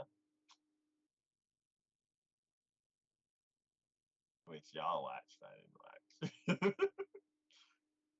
Hold on. Some reason it went weird on me. Um, producers EMT squared. Yeah. Honestly, I did watch the first episode of Kuma Kuma Kuma Bear. I think I couldn't watch it because I couldn't find out where it was or something. Mm. It's on High Dive. Ah, Uh, yeah, the Yusha Yamimoso. I've started watching that. yeah. And then Oh, all the Yusha Party wa Tsuho Beast Tamer. I watched that one. That one was good. did you watch the Valkyrie one? 2018? Um, hold on. Drugstore, no. Kuma Kuma Kuma Bear, yep. Um, Assassin's Pride, yep. Yeah. Um, the Valkyrie one I started watching and never finished watching. Okay, because I remember those twins. Mm-hmm. Yeah. So yeah, we've come across this studio quite often. It's still fairly new though, because they only started doing things back in 2015. So we're only like 8 years into their. I generally I don't think of an anime studio as being well established until probably about a decade. Yeah. After a decade of consistent like production of animes, you have something, you know, you have something under your belt. I feel like. Yeah. So yeah, the second season of Kuba Kuba Kuba Bear is out. I haven't watched it yet, but it's cute. Yes, yes, it is. I will totally admit that. All right, the next show we're gonna be talking about is My House Shoujo Magical Destroyers. God, what the frick happened to any? Anyways, get your act together. Jesus. It's working fine for me. Yeah, well, it all of a sudden switched to wanting me to sign up for something, and I'm like, just give me the list. Hmm. Okay, so yes, wait, this one? Are you sure? Oh, yeah, because now it doesn't even tell me which ones I have marked as mine. This is Uh-oh. very annoying. I'm sure this is yours, though. I don't think this one was mine, because I know which one was mine. Yeah. So go ahead. Uh, I'll figure this. I'll figure this shit out while you do that. okay. So, Hopefully. my notes say, I don't understand what this is. Everybody's screaming, but it looks really cool. I kind of wish I would have saw like the trailer again to like, Everyone's screaming. I don't know what this is, but sure. yeah, because yeah, like yes, it's basically it's like hopping from one character to the other, and they're like doing special moves and stuff, and I can't really tell like what is going on, but like yeah, everybody's just screaming. I'm like, what is going on? Why is everybody so heated? Probably not even because they're mad at anything. It's just everyone screams. Yeah, the studio for this one is Booty Animation Studios, which I have never heard of before.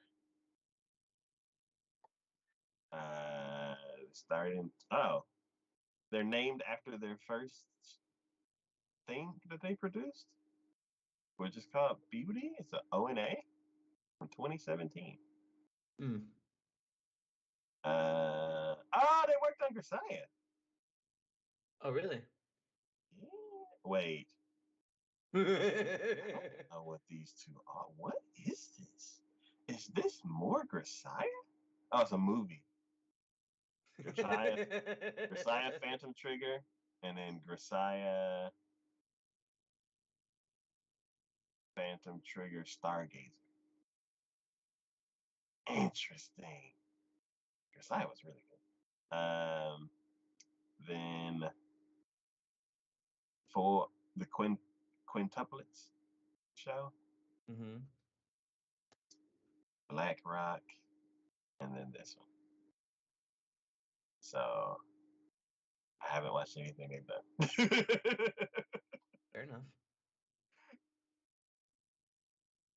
But yeah, synopsis for this one is set in a dystopian near future where otaku culture in Japan has been obliterated by a mysterious organization known as SSC.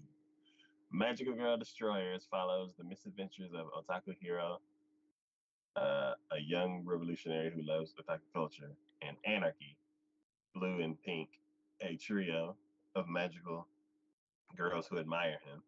Together, they struggle to create a world where you can say what you like about what you like as much as you like. Sure. Yeah, I don't understand. I still don't know what this is. Your guess is as good as mine on that. There's a TV headed guy, and I'm like, no, Fully Cooley did that first.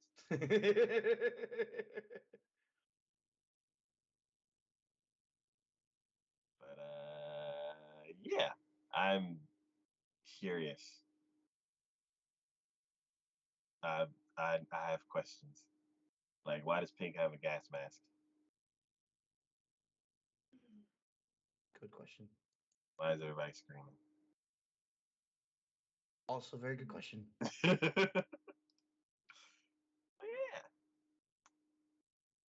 The next show we're gonna be talking about is Mahatsuka no Yome season 2, The Ancient Magus's Bride season 2. Yes. Oh my god.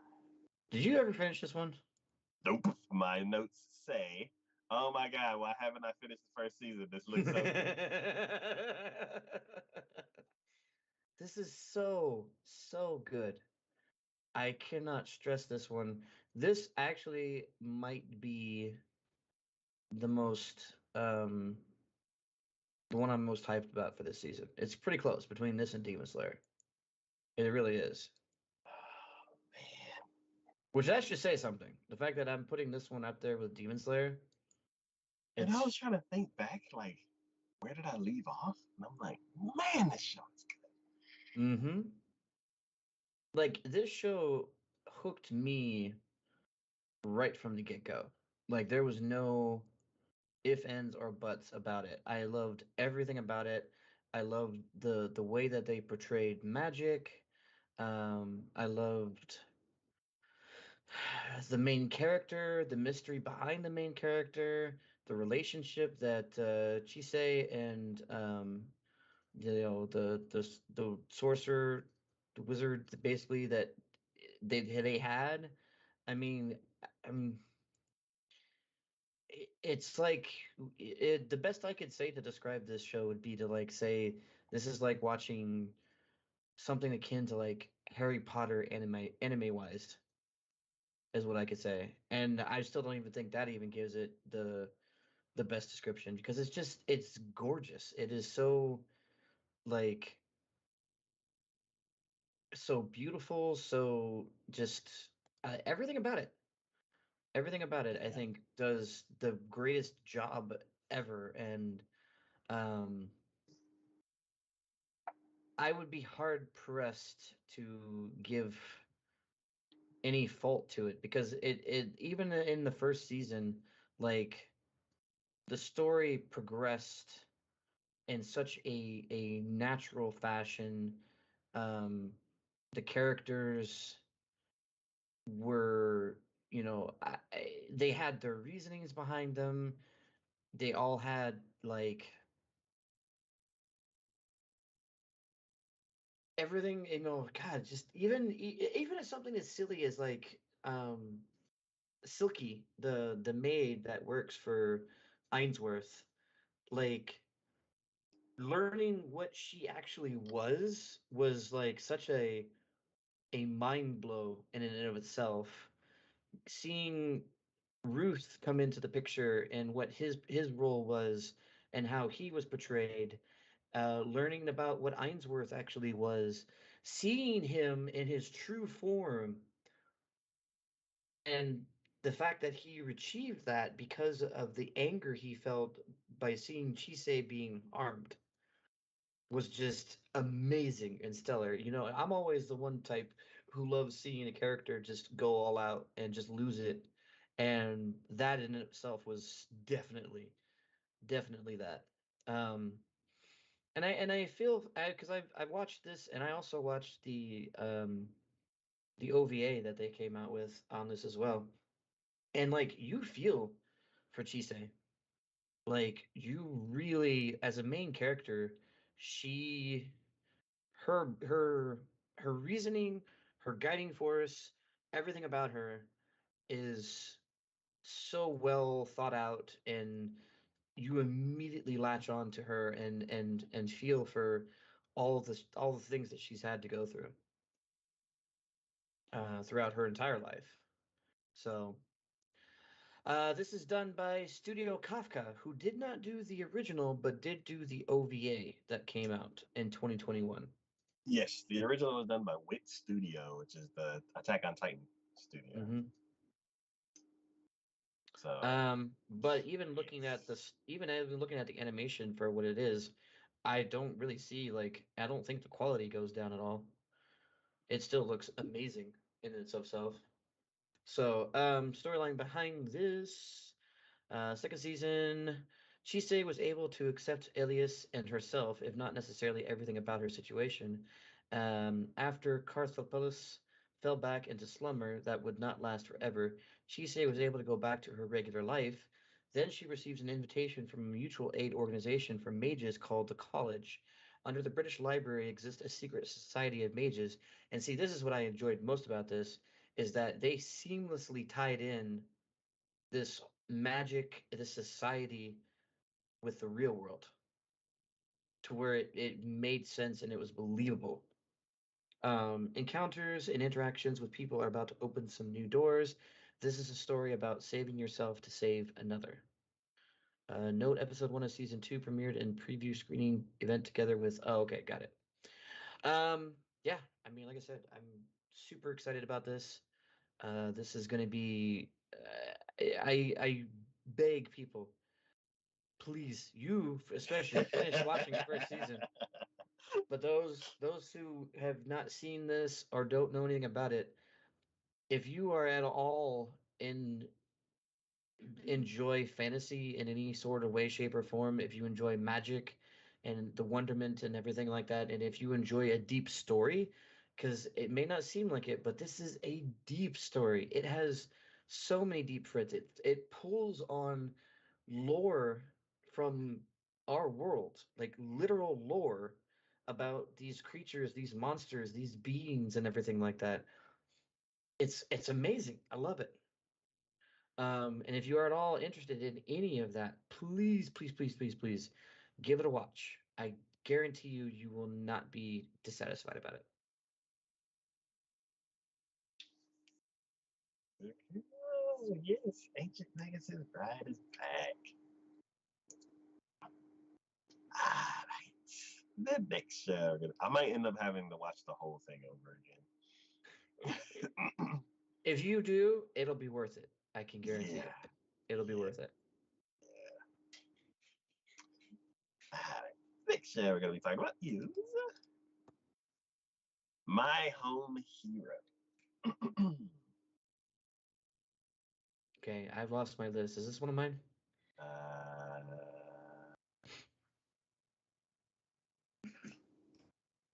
it is mine. Okay. Let's see. Why did I call it that?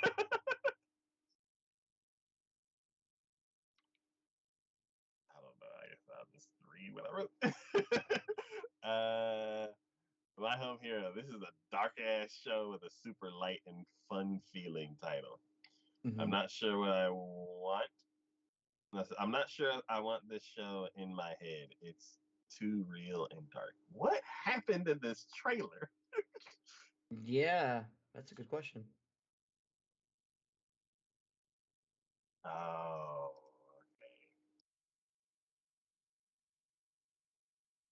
okay. This is a very violent show. Why? What? I need to know what the synopsis is. Let's see. The show is done by Tezuka Productions. What the hell? Under Ninja looks creepy. All right.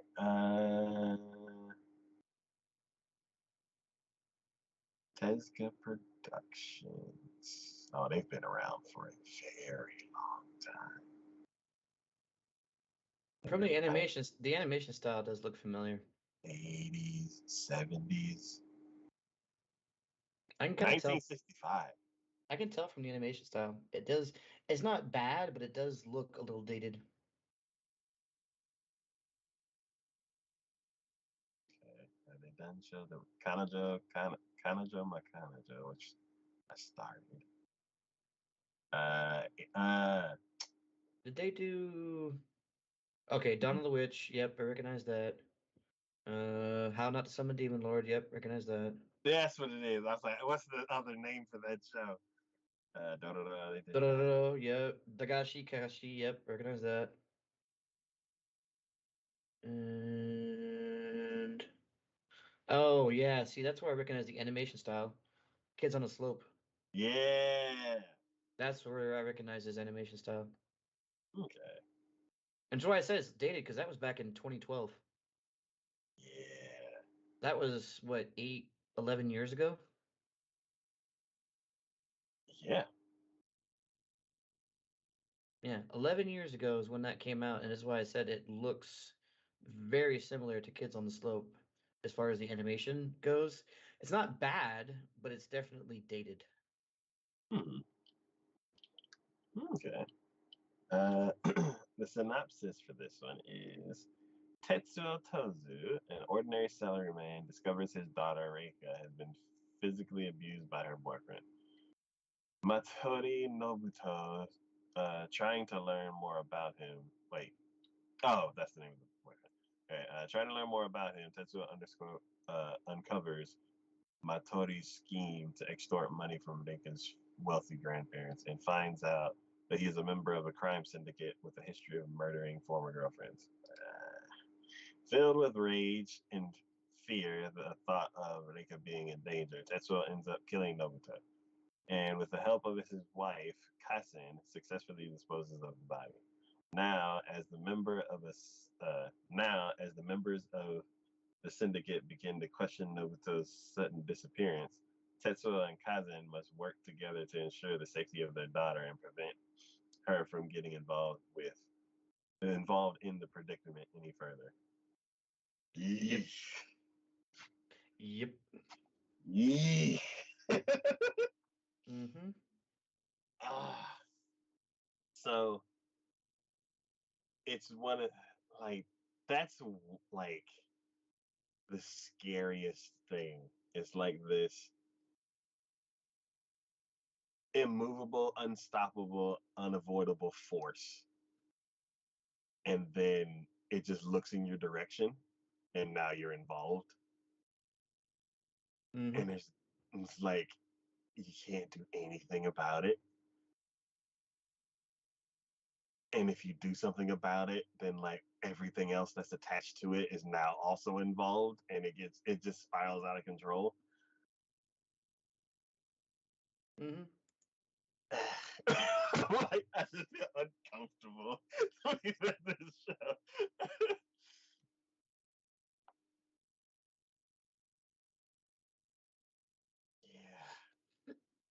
Yeah. Oh yeah. Yeah. I feel like I would be able to stomach it more if it was like a live action show. Mm-hmm. But I don't know. Like, but yeah, that's a really, really dark show that's coming out this season. All right. The next show we're going to be talking about is Niehime to Kemono no O, or Sacrificial Princess and the King of Beasts. Okay, this is all being very. Sorry, I'm trying. Things went all friggly fliggity. I was like, you had a system going, you're like, I'm set, and then it just Yeah, broke. I did, and then all of a sudden, Annulus went, "Hey, you need to sign up," and I'm like, "Bullshit!" But then I was like, "All right, I guess I'm signing up." And now I didn't realize I had put it to. Oh, good lord. So were you using the hearts? Yes. I think the hearts is like a it's like a premium feature. And it's like after a while, it's like, yeah, you want to keep those? And you're like, well, I for the don't. moment, for the moment, yeah. Can, can I go to? Where's the list again? No. Where did it go? I know now. Never touch the hearts.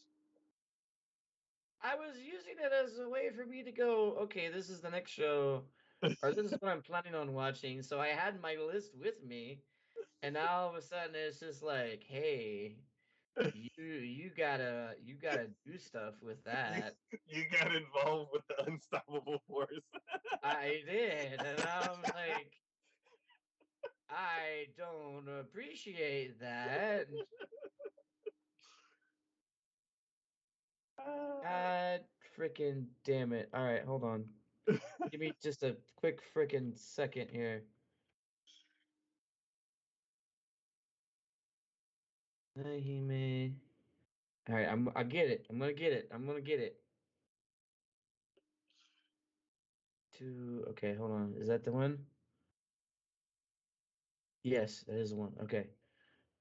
Okay, that's not there's the anime. There we go. Okay.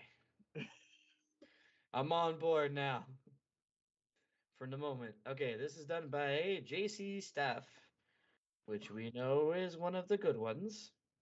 One of the greatest ones. Source materials manga, drama, fantasy, romance.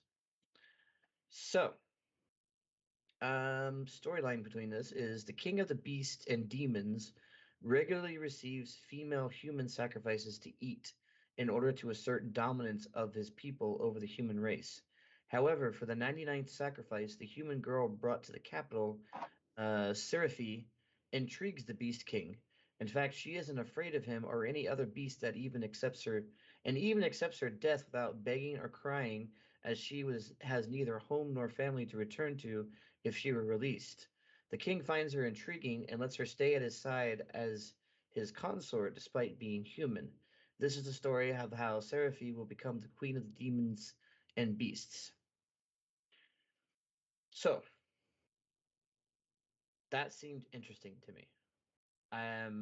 Obviously, this is a society. We don't often see like the other side of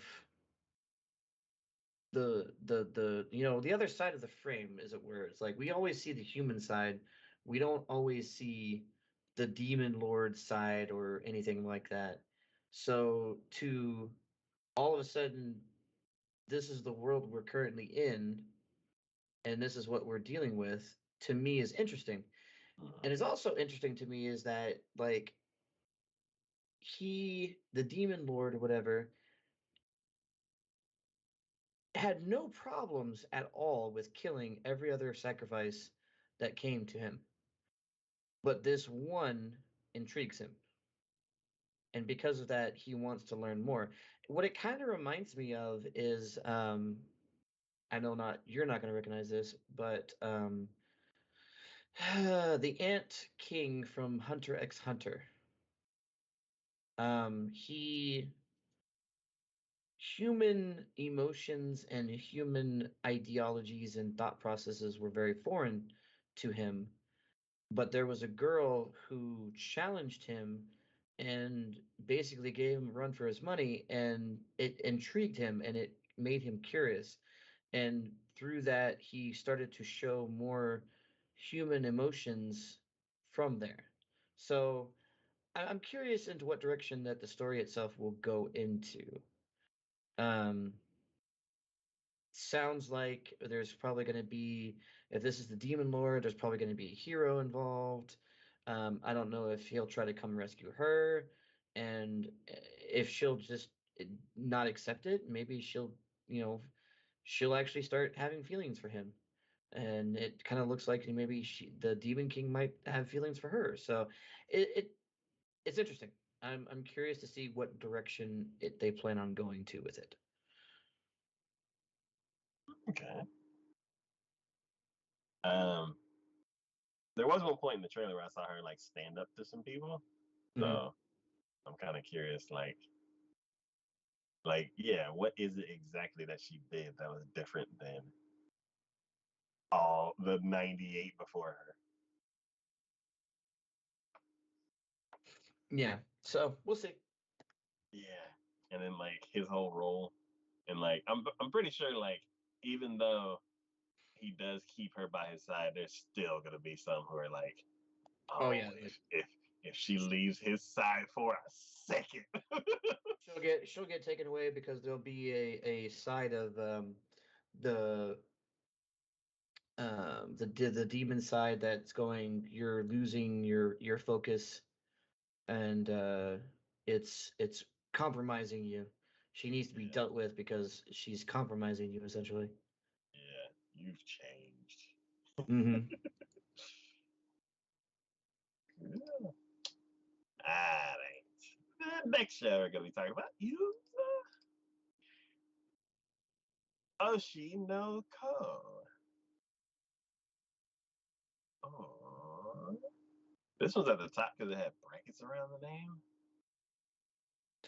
Yeah, and now because of all the bullshit I'm dealing with on any list, now it's like actually in not in brackets for me. Oh, It's freaking uh, weird, man. I was just like, what the frick happened? uh, there's so many synonyms for this. Favorite girl, my idol's child, mother and children. I'm like, okay, what? Well, read the synopsis and you'll find out why. Hmm. I didn't want to, so my notes, my notes say, distracting star eyes. So I'm not sure what that symbol meant, but it stands out a lot. It stood out a lot. Wow, that's the reason why you decided to pick this one? No, like that's one thing that stood out in the trailer. Okay, yeah, Like there's a few characters who, like one character has two stars, one like a couple other characters have one star in their eye. yeah. Um, so another reason why I was like kind of interested in this is because non CG, why not put CD? Non CG idol shows is a plus. So like when they actually animate it instead of as like computer models that are dancing. Um, and then the music got dark at the end. There was a pregnant girl at the end, and her face was shaded, but she seemed happy. I'm scared that she's immediately about to die. So, Well, this show's done by Doka one of my favorite studios. Because they do a lot of cute girls doing cute things, but I think they're gonna break my heart. yeah, this is a little different, I feel like. This is taking that ideology to a different level, I feel like. Yeah, they've done a lot of cute stuff. And I like them because of that. But this show, I'm scared to read this. Mhm. All right. When a pregnant young starlet appears in Goro Ameya's countryside medical clinic, the doctor takes it upon himself to safely and secretly um, deliver Ai Hoshino's child so she can make it a scandal-free return to the stage. But no good deed goes unpunished.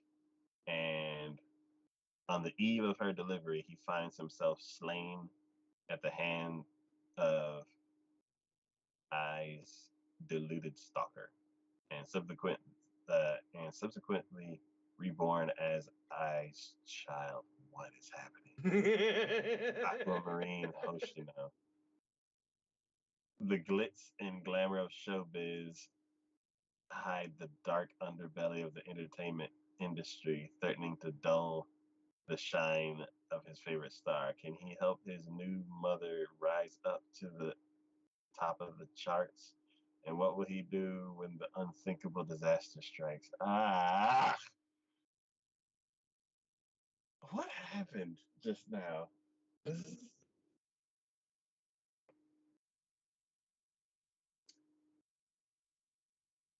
so they're like, so this is an idol show, but what if we Mhm. like throw a little isekai in there? Like, Basically, an isekai where the person who originally delivered the baby now becomes the baby. that's such a weird twist. Hmm.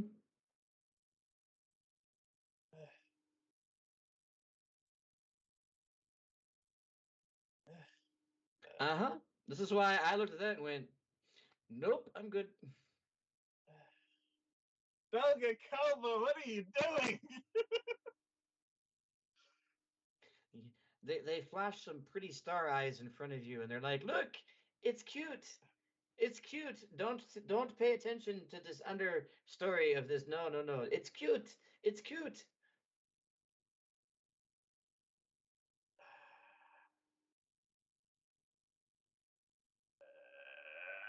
could tell something was going wrong because the music got all weird.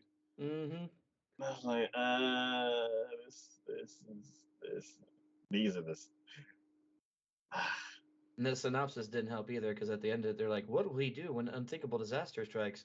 What disaster could it be after he gets killed by a stalker from her?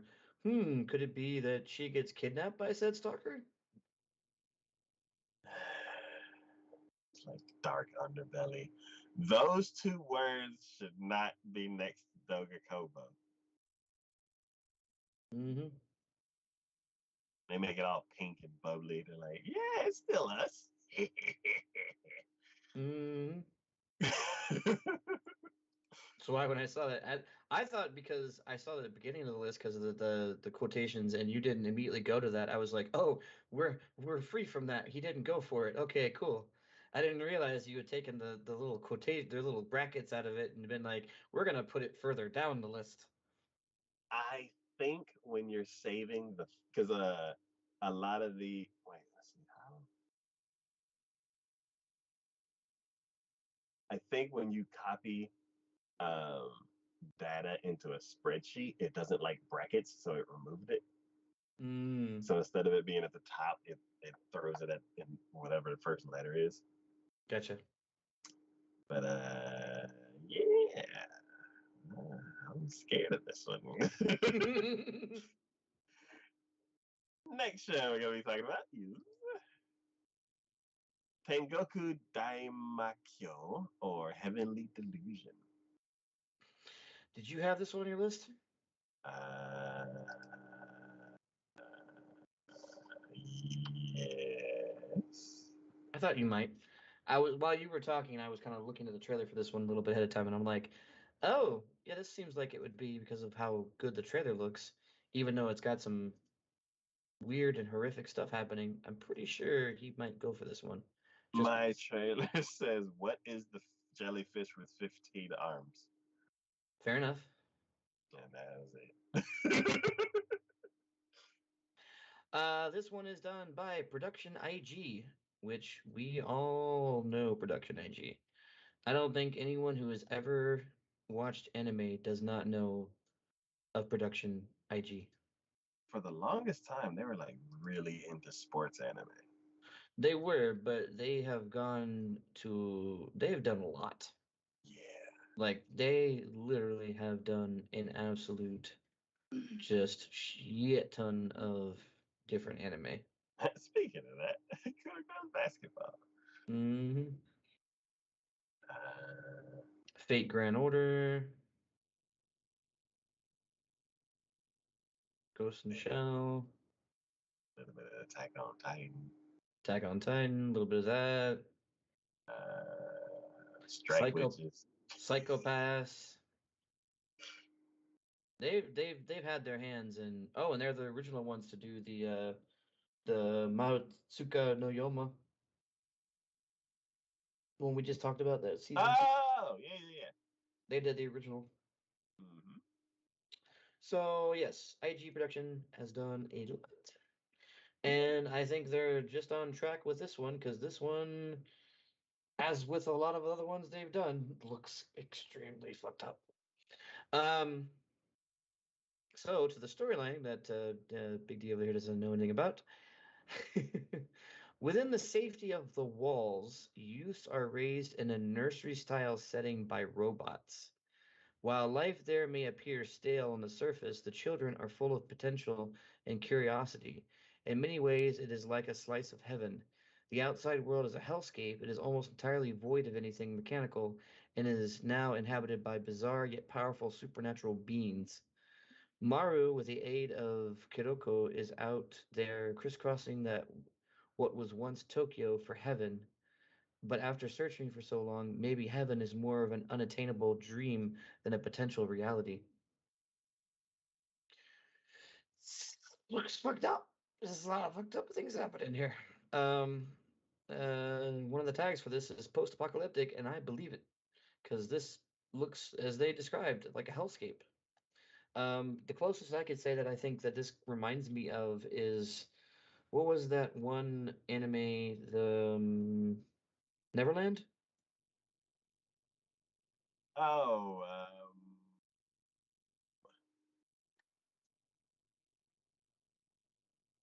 I think it was called Neverland. Promise Neverland. Yep, Promise Neverland. That's what this reminds me of. Because it's a coming of age story. It's post-apocalyptic. They have what looks like a normal living society inside these walls, but outside the walls, shit's fucked up. So this is like a cross between Attack on Titan and Promise Neverland. And I'm curious as far as what direction they may go in.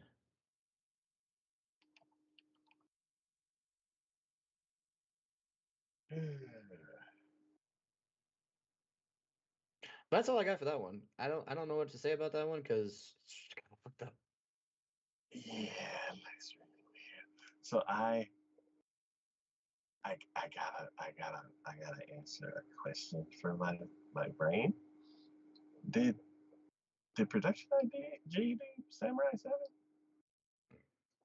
Maybe. It doesn't look like it. Oh, I'll go on a tangent real quick. Just search for Samurai 7.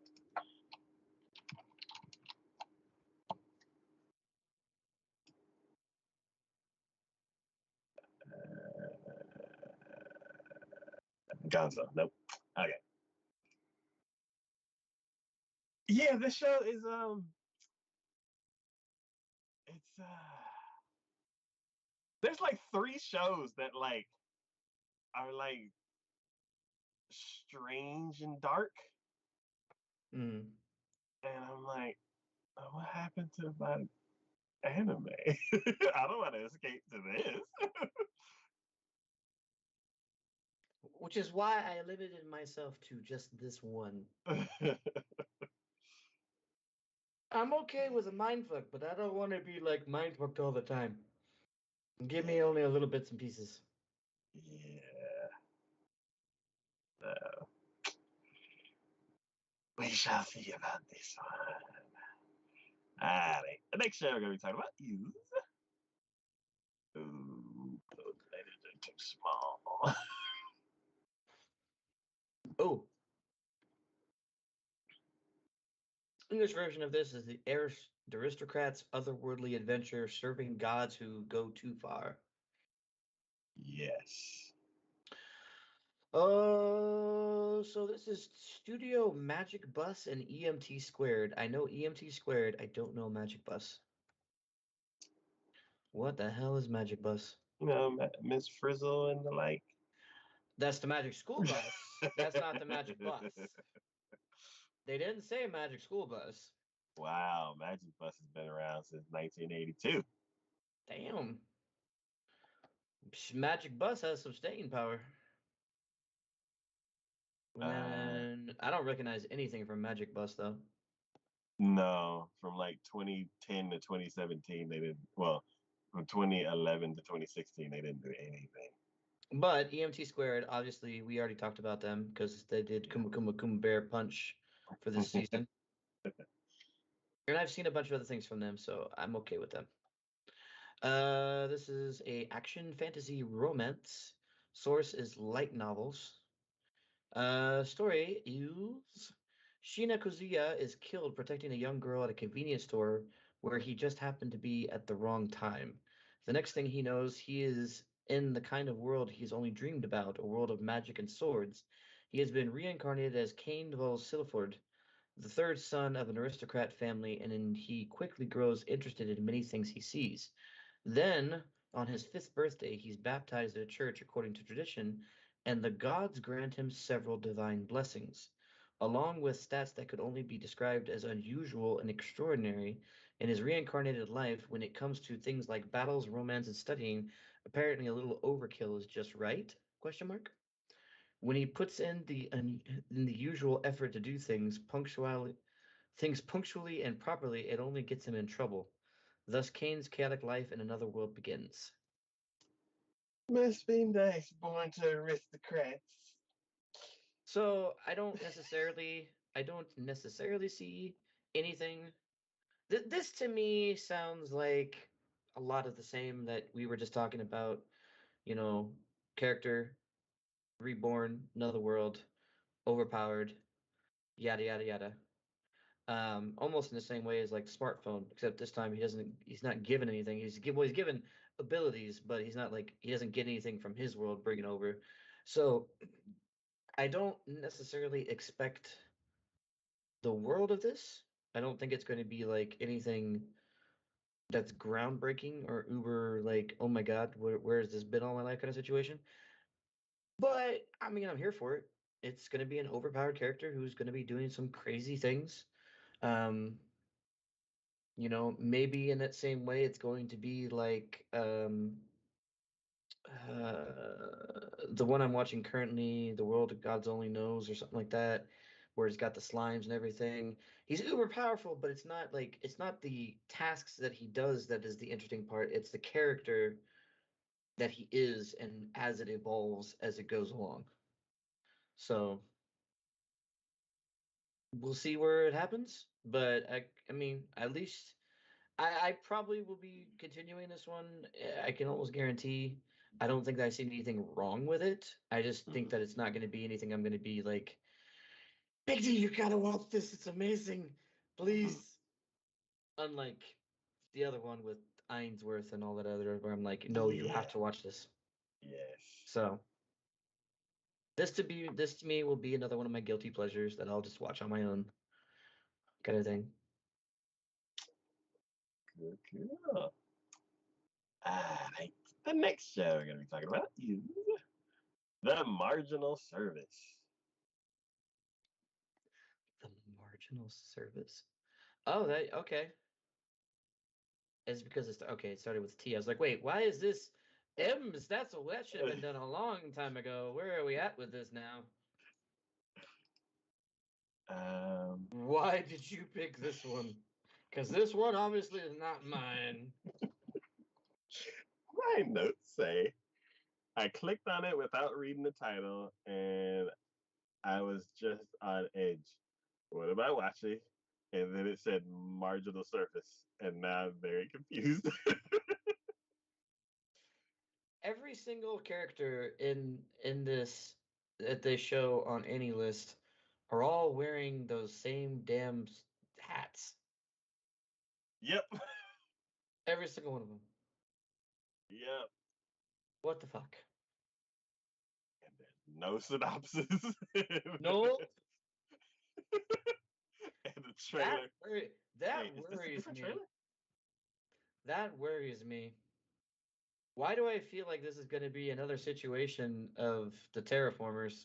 No, why did they put an actual trailer? I don't No, understand I this don't want to trailer. see this. I want to be confused. I'm already confused watching the trailer. You should have seen the other one. It was just people walking across the street. Dude, there is a chipmunk talking with a vial in his hand. There's another scene where there's a dude with what looks like some sort of gun that looks like a jackhammer covered in moss shooting. Everyone's wearing those stupid yellow hats. There's some sort of like glowy monster.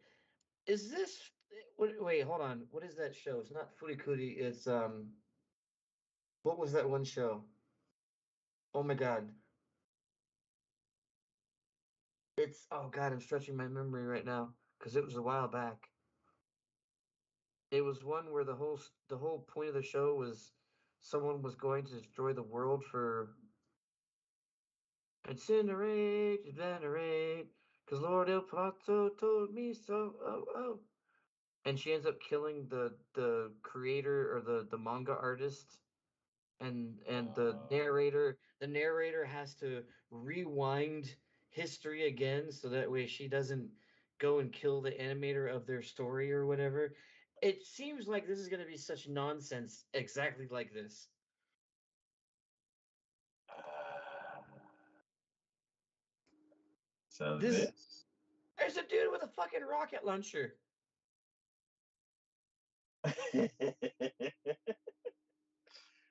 ah,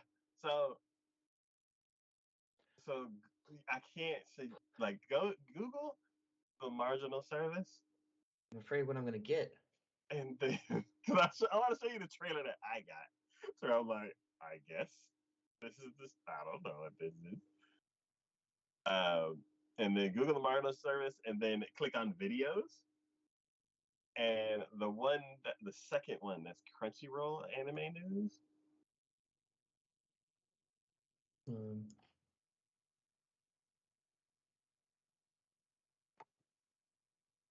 like 53 seconds.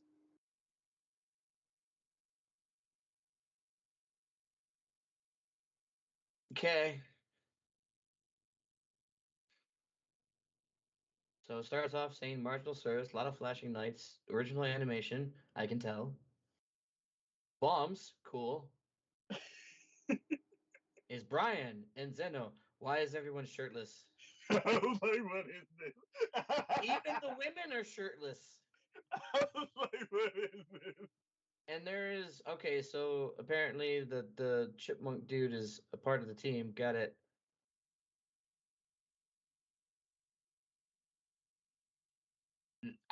There's just a lot of words A across. lot of text. There's just a lot of text.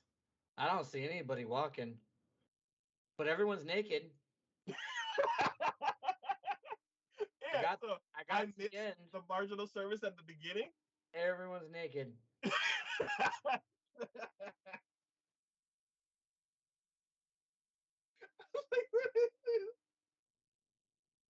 That's like the marginal service. I'm like, I don't think I want this service. Like, No, I don't want this no. service either.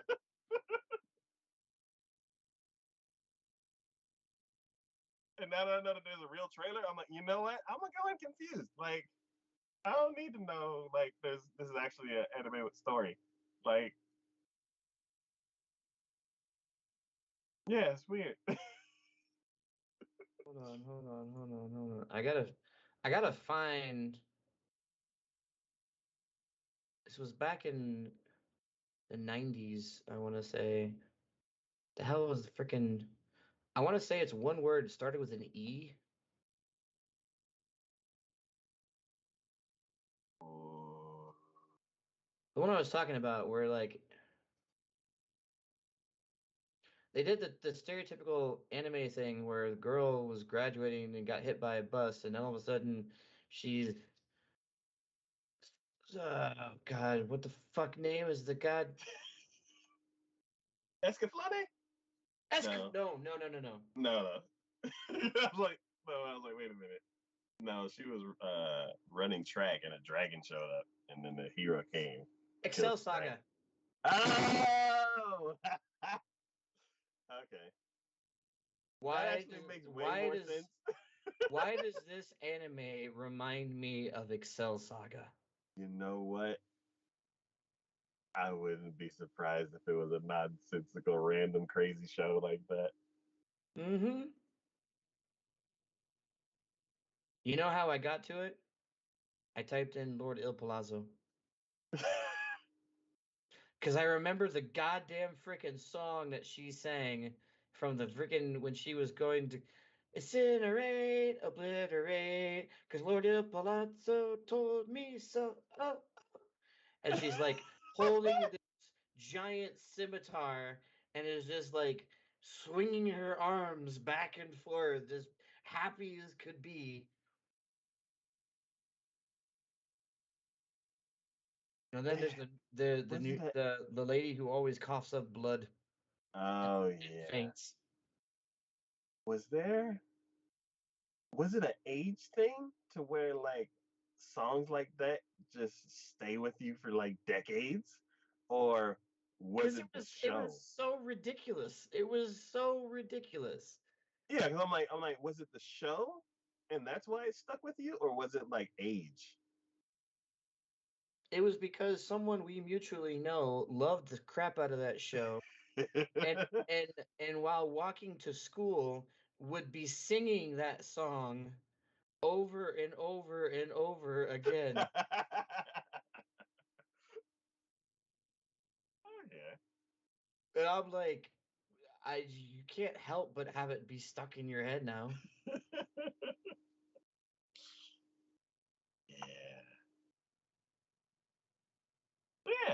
national service. We'll see. Yeah, you have fun with that one. All right, the next show, the next show, and the last show we're gonna be talking about is Woohoo! so many words. Wait, Wait, no. is the title wrong? Yeah, title's wrong. Is Shinda? This should be Yusha Gai Shinda. Oh, okay. Yeah, Yushiga Shinda, or the Yeah, because legendary hero is the dead. one you're saying about is the one I just read for the Yeah, I was like, wait a minute.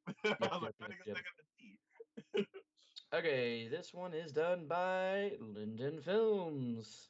I absolutely love the expression that this girl is showing as the thumbnail of the YouTube video. Oh yeah. I know exactly which one you're talking about. That's fucking weird. I'm like, whoa. That's weird as hell. Considering the way she looks in the picture versus the looks on that video is freaking weird. Anyways, so Linden Films. This is source manga. It sources a manga. It's an action adventure comedy ecchi fantasy. So we're hitting all the marks. The English is Legendary Hero is Dead, and I think I know where this comes from then. So, storyline is far to the north of the world lies Hell's Gate, a portal formerly used by the Demon Lord to invade the human realm. Thanks to the legendary hero Shion Blade Arts, wielder of Excalibur, and his loyal band of companions, the gate was sealed off and the demonic threat was vanquished. Unfortunately, the seal was incomplete, of course, and has begun to weaken, allowing the demons to once again begin their attack. Worried about the safety of his village, selfish and perverted farmer, oh boy, Toka Scott digs pitfalls to defend against the demons. Good for him. He's at least being proactive. But fear not, for Shion is on his way to reseal Hell's Gate and save humanity. Cool. Or at least he was, because the legendary hero is dead, having fallen into one of the pitfalls that Toka dug. No. Luckily, dealing with the dead is the specialty of a necromancer, Henry Hainsworth. While she can't revive him, Henry can at least salvage their quest by forcing Toka's soul into Shion's rotting body and dragging him along to Hell's Gate in Shion's place. Not wanting to be left behind, Toka's childhood friend Yuna Yunis, why two Ys? I don't know, tags along. Together, the three of them set out as to what just might be the most unsuitable party to ever try to save the world. And there you go. What? Yep. They're gonna Bernie's weekend? The weekend at Bernie? Mm, not quite. Sounds like they put Shion's soul inside of Toka. Um,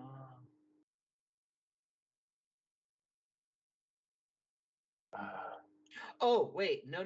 Okay, no, now I get it. So what they did was they needed Shion to be able to they needed Shion to be able to close the gate. I guess his not his soul, but his presence, his physical form is yeah, required. yeah, But he's already dead. yeah, So his soul has left him. So instead, since they needed the body, they took Toka's soul out and put it yeah, inside of Shion. So now yeah, Shion, or now Toka is Shion's rotting corpse, yeah. and now he has to go save the world. So it's like anime weekend at Bernie's. Except he's actually, I mean, he's in a dead body, but he's moving it. It's kind of like It's not like the necromancer and his childhood friend are there like holding him by the shoulders, being like, yeah. "I will save the world," you know.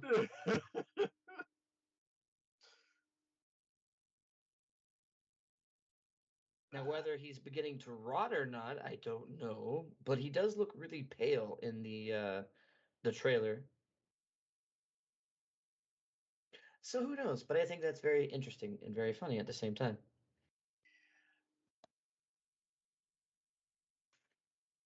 Oh my god. Is he gonna Mhm. just randomly burp and fart? He's decaying. God, please, heaven willing, yes, that will happen. Who knows?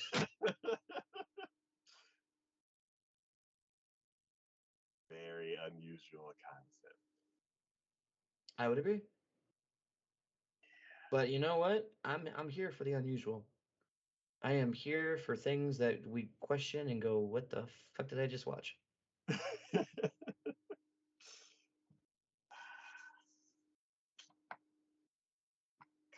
Cool. Well, we got quite a few shows that sound very interesting. Very interesting.